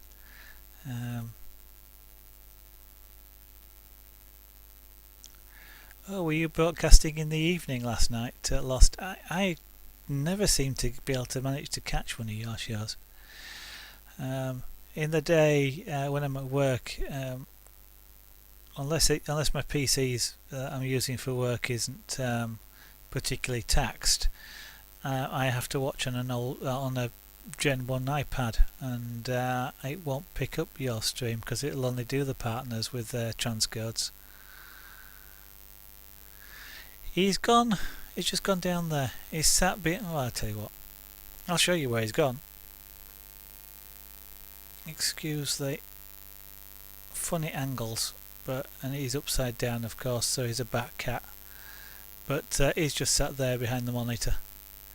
At some point, he'll either lay on his back, or he'll turn around and face this way and lay on his back with his back against the back of the monitor. Oh, okay.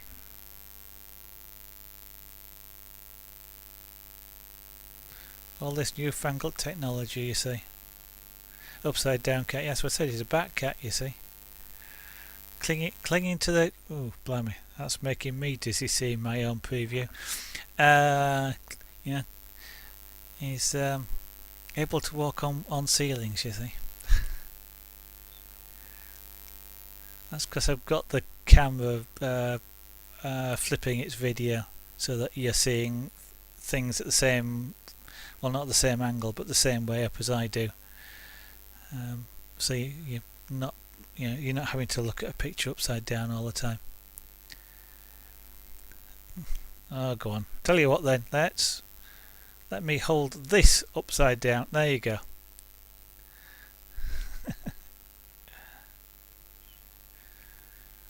Junior.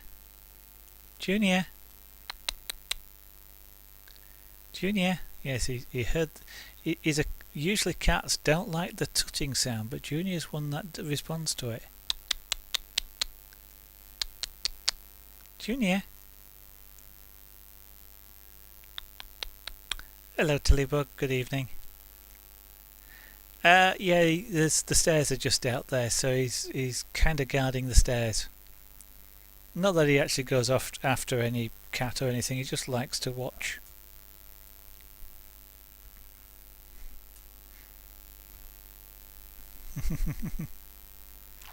I keep thinking I'll the other side of that door's painted the same colour as the walls, so I keep thinking on this side, that side of the door you see there, because it's open most of the time, actually sort of painting it white and getting an airbrush out and doing something with an airbrush on it. But when or if I move into another studio later this year, then it'll be completely different, so I don't want to do the work and then feel like I have to do it again. Now then, I'm going to cheat. Let me turn this over. Oh, that's okay. Right. What I didn't want to do is put this down and suddenly find it was going to create a really dark mark. I'm fine, thank you very much, Tilly, and I trust you are as well. And thank you, Lizard. It was completely my own design. The room is a sort of semi-themed. It's got a bluish, sky blue ceiling. It's got a picture rail. Above the picture rail it's a yellow sort of sun colour. You got the walls, which are resembling sort of meant to resemble the sea, if you like. So it's a sea greenish sort of colour. And then below it is yellow sand colour, and I've got a green carpet, so I've got grass. It's a fair mix. It looks better than it sounds. Although at the moment it's got a lot of stuff all over the place in prep for the new studio, so the floor's covered in stuff and what have you.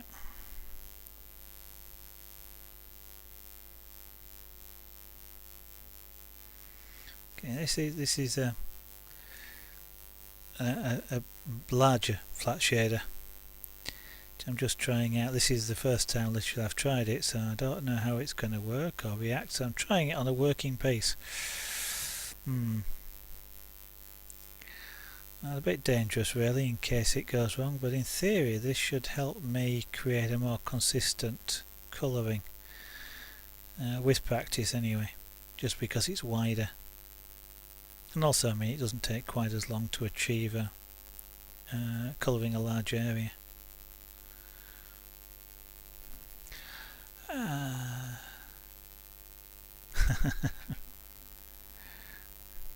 Is everybody that's watching my stream half drunk?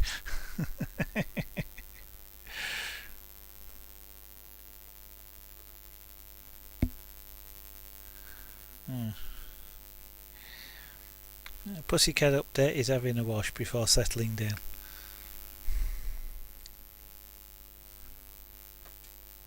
Yeah, eyes turned round. Now I think he's decided he'd like the knee.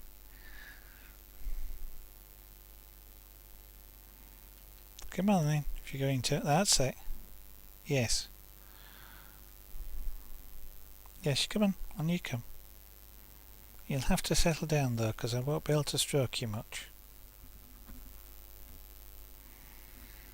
He's generally a cat that likes to be stroked for a while, and if he doesn't get that, what he'll do is he'll keep sitting up, and then he'll start doing what they do with the mother cats, and that is digging the claws in.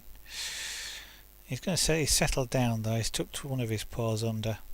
Those people who have cats will know what I mean. They sort of tuck them right under the body, which generally signals his intention to stay for a while, doesn't it? Now I've got to try and do this, stroking him just enough to keep him happy so he sits still, but not enough that he gets he doesn't like being stroked too much sometimes. But up did he want him standing up? Yes, hello. He's doing that gazing up at you with his eyes half sleepily closed now.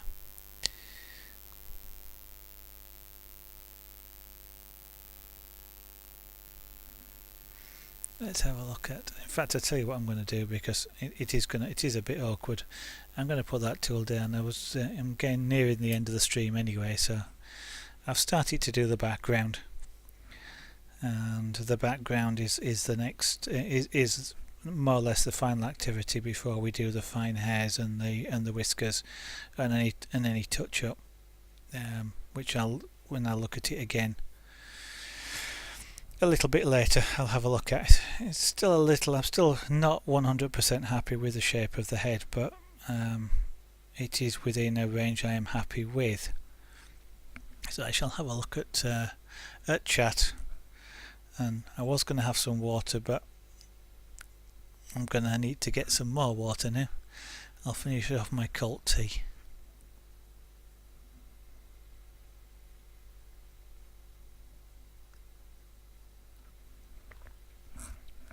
Yeah, sounds nice. One thing you'll have to watch with something like a forest theme is it could get quite dark.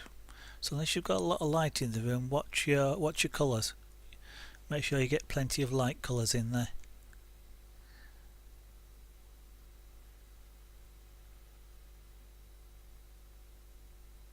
The end is near, and as they face the final curtain.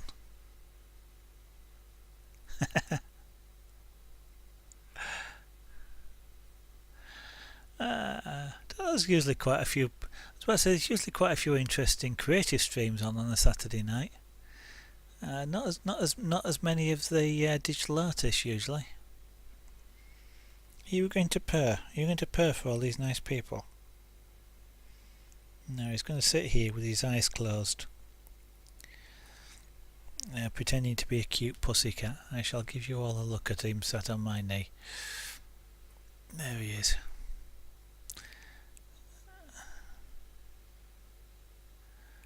As you can see, he's got his eyes closed. Hey, Junior. Junior, hello. Hello. He didn't quite do it then, but he often will look up at his neighbour and just gaze up at you. I wasn't getting grayscale. Yes, it came on Thursday. I got the colour kit bubbles to monkey.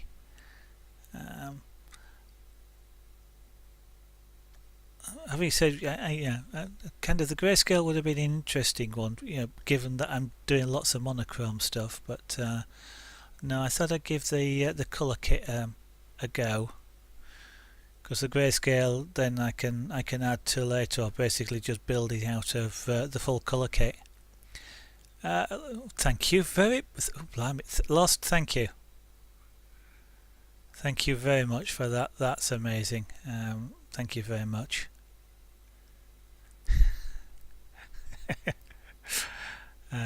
Dear, I don't quite know what to say. It gets me tongue-tied when people do that. Thank you very much, Lost. So yes, so with the full kit, of course, you've got more or less all the grayscale stuff in there, I think. But even so, I highly suspect I'm going to add to the kit quite quickly. I'm kind of debating when to actually start, because I have even less room than you've got, Bubbles, and I don't have a kitchen table to do the ironing on either. So I will have to get out a piece of plywood or something to do it on the floor.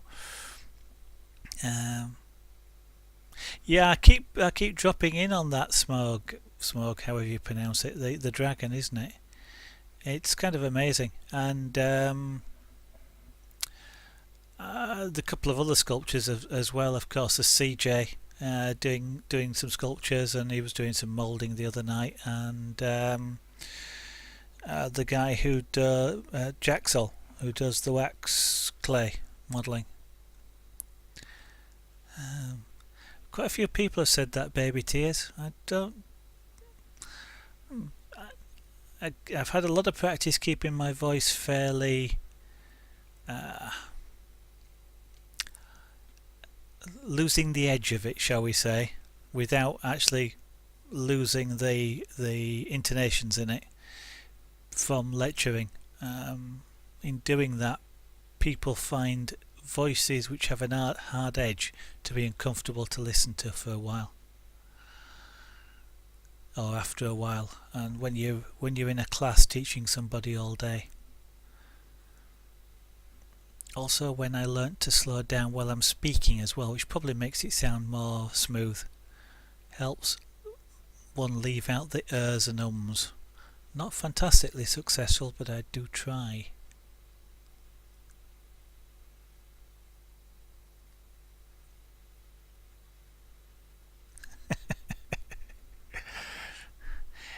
It's going to be an awfully it's going to be an awfully long time before I lose that reaction. Lost, I tell you, it is. I just have no, I just can't say thank you enough, and the words that, to the people that are generous enough to do that. It's absolutely amazing. Thank you.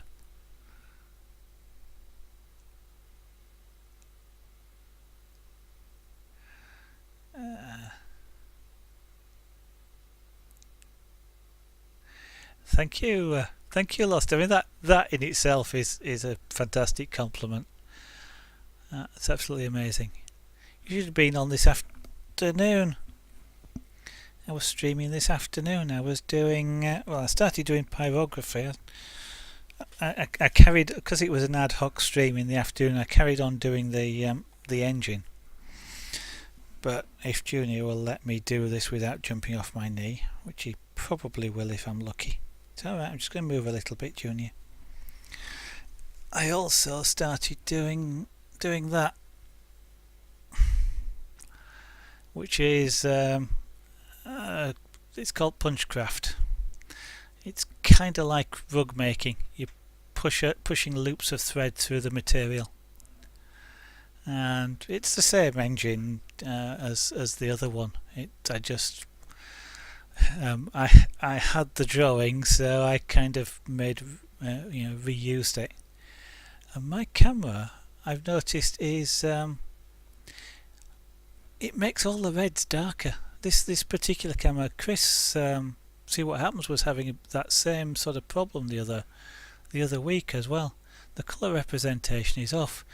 This is a dark red, it looks almost black on stream. And this is kind of a purpley colour across the top. And this is a bright, for the people in the UK, it's a bright pillar box red. Who will know, not that dark colour. Let me catch up on Happy Little Clouds. Happy Little Clouds. Go on, tell me the significance of that, Bubbles. I don't mind, it doesn't sound bad. Happy Little Clouds. I haven't practiced singing since I was at school, Baby Tears. So my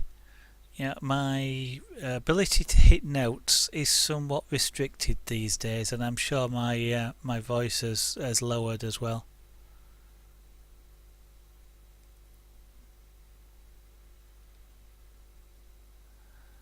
Yeah, she's it amazes her.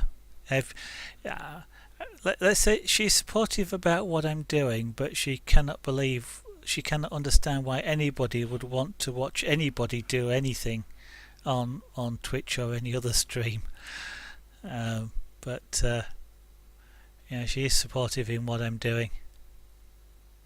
Oh yes, of course, Happy Little Clouds. Yes, you're right. Yeah, the Happy Little Clouds. That was the stroke, wasn't it? The smile for the clouds. Yeah. I can do, but why do you want me to?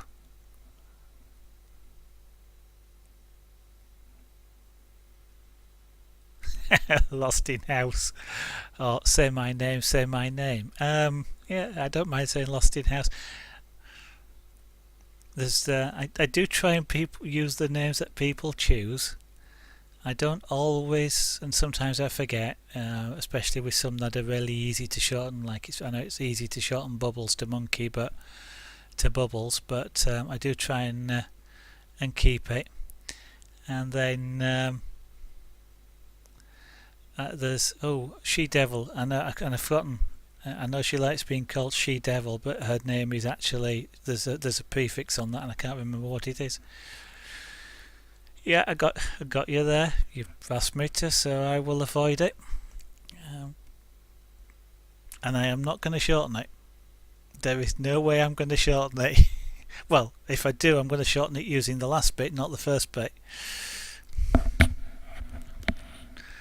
I definitely can't go around saying a short version of your name. My wife will really wonder what's going on. Yeah, I know you're not. And tell that I've seen you on stream.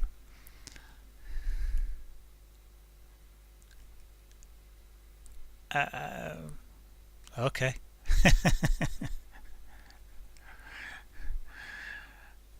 Yeah, but come on, No.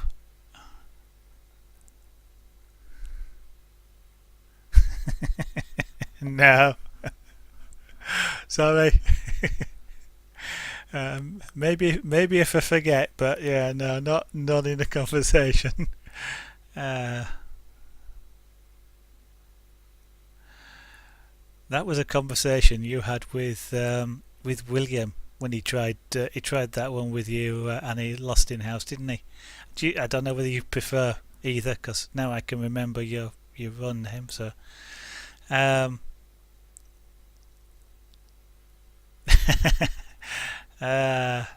when he tried to suggest that you were absent-minded enough not to be able to discover where the various rooms were.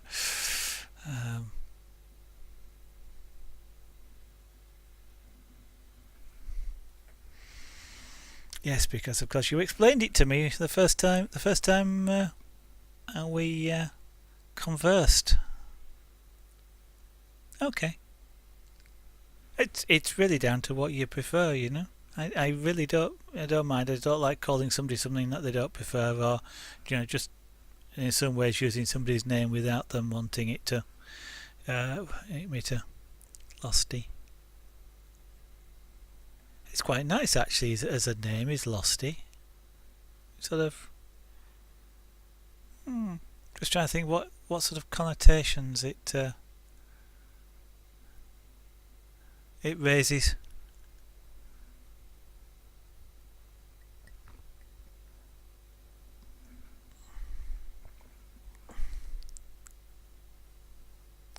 Yeah.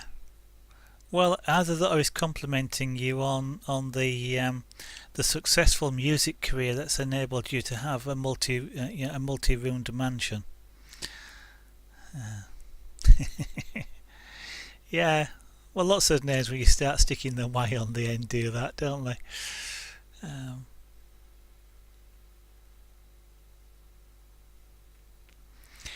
I tell you what, Lost and that young lady there reminded me. In terms, Losty kind of is lofty, somebody who is intellectually engaging and things like that.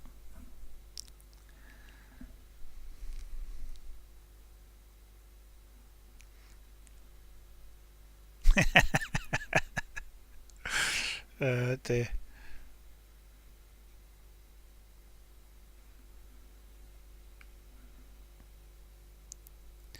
This fella's so sleepy he actually doesn't want to purr.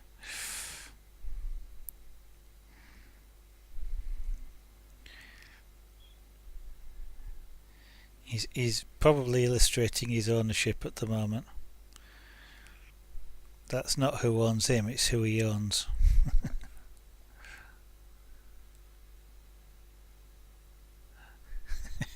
Yeah, possibly. Ah, dear. Shall we see how long I can go by avoiding using your name?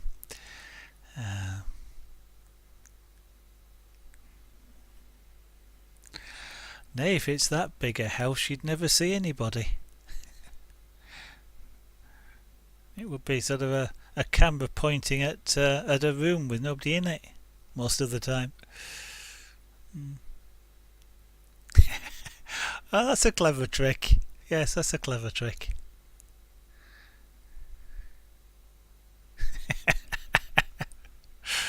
Dear. Of course, now I'm laughing at the stuff because I'm getting the chat in real time, and of course it's about 5 to 10 seconds later that you're getting my reaction. That must be quite confusing at times.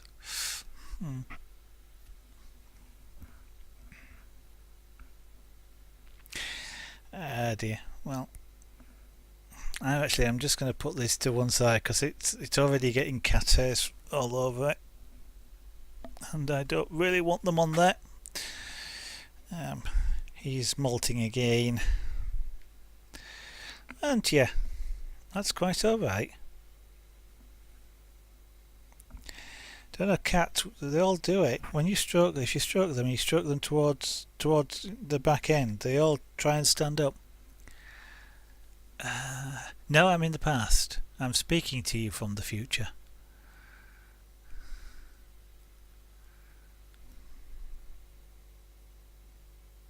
Yes, that's the right way round.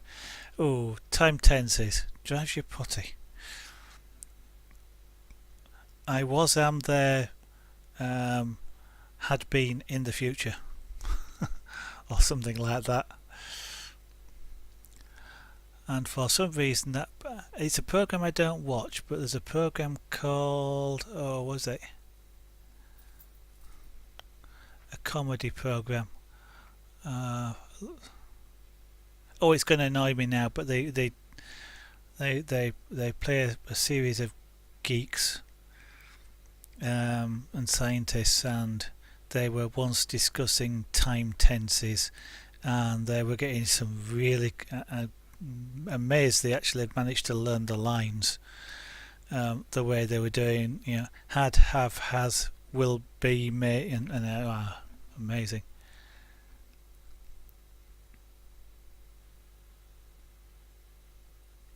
The cat will take over, It'll be boss no matter how many dogs you've got.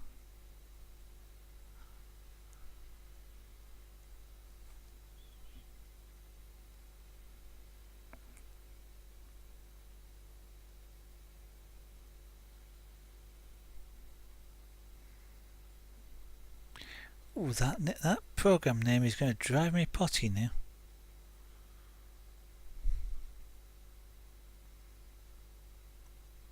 That's the one. Thank you, Tilly. I was thinking of black holes and things, but yes, thank you. Big Bang Theory. Don't watch it, but I just caught that sequence one day, I think. Yes, I'd love to see him lost. Yeah, you mentioned. Oh dear. It's amazing how a cat will just come in and take control. Or alternatively come in, cause chaos, and sit there looking all innocent. I've got a feeling this fella's a bit like that. If he caused chaos, he'd just sit there with a that sort of look on the face that says, I don't know anything about it. Is there somebody? One of the fellas has a girlfriend, I think. Is that who you mean? Don't know. Well, there's two ways of looking at it in respect to that. And that is, colour of hair doesn't make a blind bit of difference. Or if it does, most of them appear to be stupid if the saying has any meaning at all.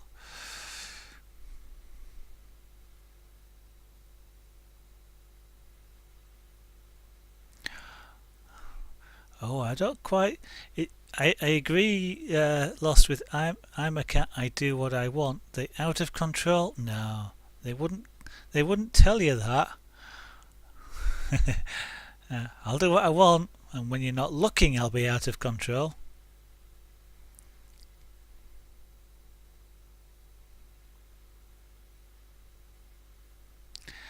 Well, you can't have it. You can't have it both ways.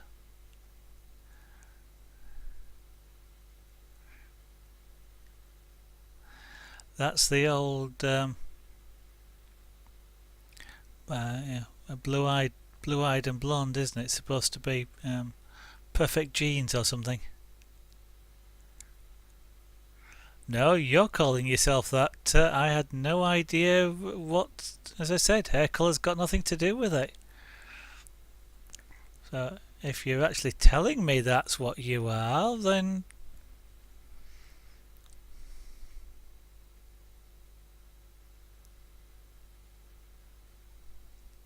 and I've no idea who she is. Oh dear. I don't watch television much these days at all. My wife occasionally watches it, and I'll see it when I go through a room or it's accidentally been left on. But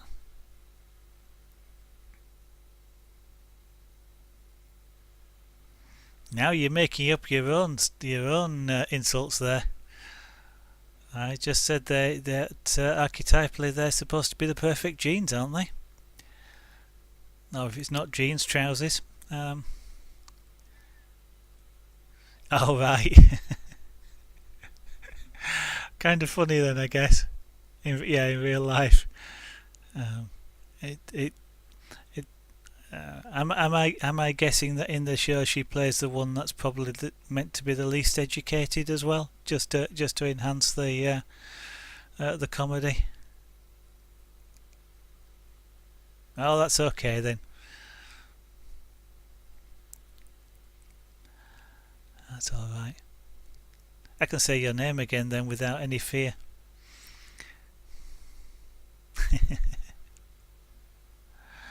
Yeah. Save some money now, you see. Don't have to maintain more than one person. Oh, okay. Yeah.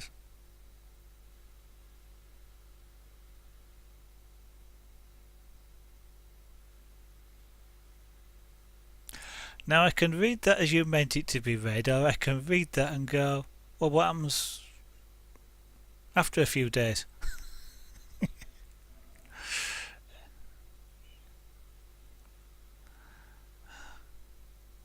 You get backache from that, though. Also, I understand. I have no experience. But we shall leave that subject alone.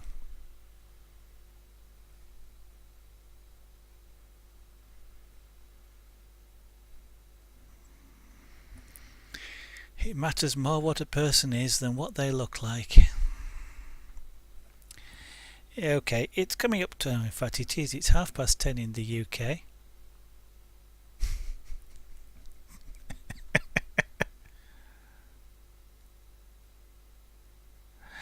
And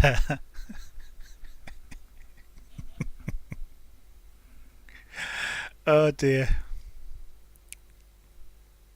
Ah dear. There are some broadcasters that would be embarrassed at this point, but unfortunately I'm not. I caught the references there, and some of the things I've lectured about, and some of the some of the interesting things that I used to work in a supermarket, and all the shelf stackers, or most of the shelf stackers, were males. That it was really funny which aisles they avoided. Dear, it was yeah. Dear, but yes, it is 10:30. I've got this pussycat on my knee, who is actually showing no signs at all of moving, so I'm stuck without being able to have any water since he helped himself, and somehow I don't fancy sharing it with him. Dear, but he's going to be here for a while, and I'm going to have a look around some of the streams. It's fun talking to you guys, but I think it's time to close the stream down for this evening. Although it does look like, if the Twitch stats have anything to be believed, it does seem like a lot of people like listening to chat and looking at a static picture of a Class 66 locomotive. Oh, it wasn't the makeup aisle. Oh, there he goes. Well, at least I'll be able to get a cool drink now. Somewhat south of the makeup.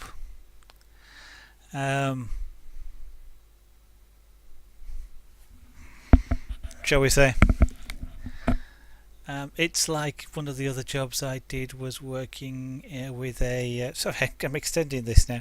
Working with in a garden centre where there's a florist. Again, there was a couple of young lads there that would never carry the flowers, so I went with all the deliveries. I'd happily walk through the town centre or anywhere carrying 4 or 5 large bouquets of flowers, and they'd never do it. They're flowers. You guys like them. I quite like them. Oh dear. Captain Dobie, I believe that would be. I haven't seen you. Thank you very much for saying hello and goodbye. Not in B&Q, no, but They weren't well, I don't think they were around when I was doing that sort of job. I started work at 14. Yes, so as I say, closing down, thank you all. It has been absolutely a fun evening, and I look forward to many more. I'm going to do the obligatory advert, which is to remind anybody that is watching that has had fun and thinks they might like to have even more fun on the next stream, to push that follow button, and then of course, if Twitch is not twitching, it will actually remind you of me going live. And if you choose to be somewhat skeptical of Twitch doing that, you can follow me on Twitter as well. About the only thing I do tweet is going live, so you're not going to get inundated with me unlike perhaps some other people. But I should hopefully be streaming again tomorrow. I may or may not be on in the afternoon. If I am, I will be doing those two locomotives, either the Punchcraft or the Pyrography, or maybe even both, especially if it's bad weather up here in Yorkshire. But if it's good weather, I may well take the opportunity just to go out. But I should be on again tomorrow evening, about 2.5 hours previous to the current time. That's 8 PM in the UK, 7 PM or 1900 GMT. So again, thank you for everybody. It's been a great evening, and I'll see you all around either on another stream or tomorrow night. Cheers.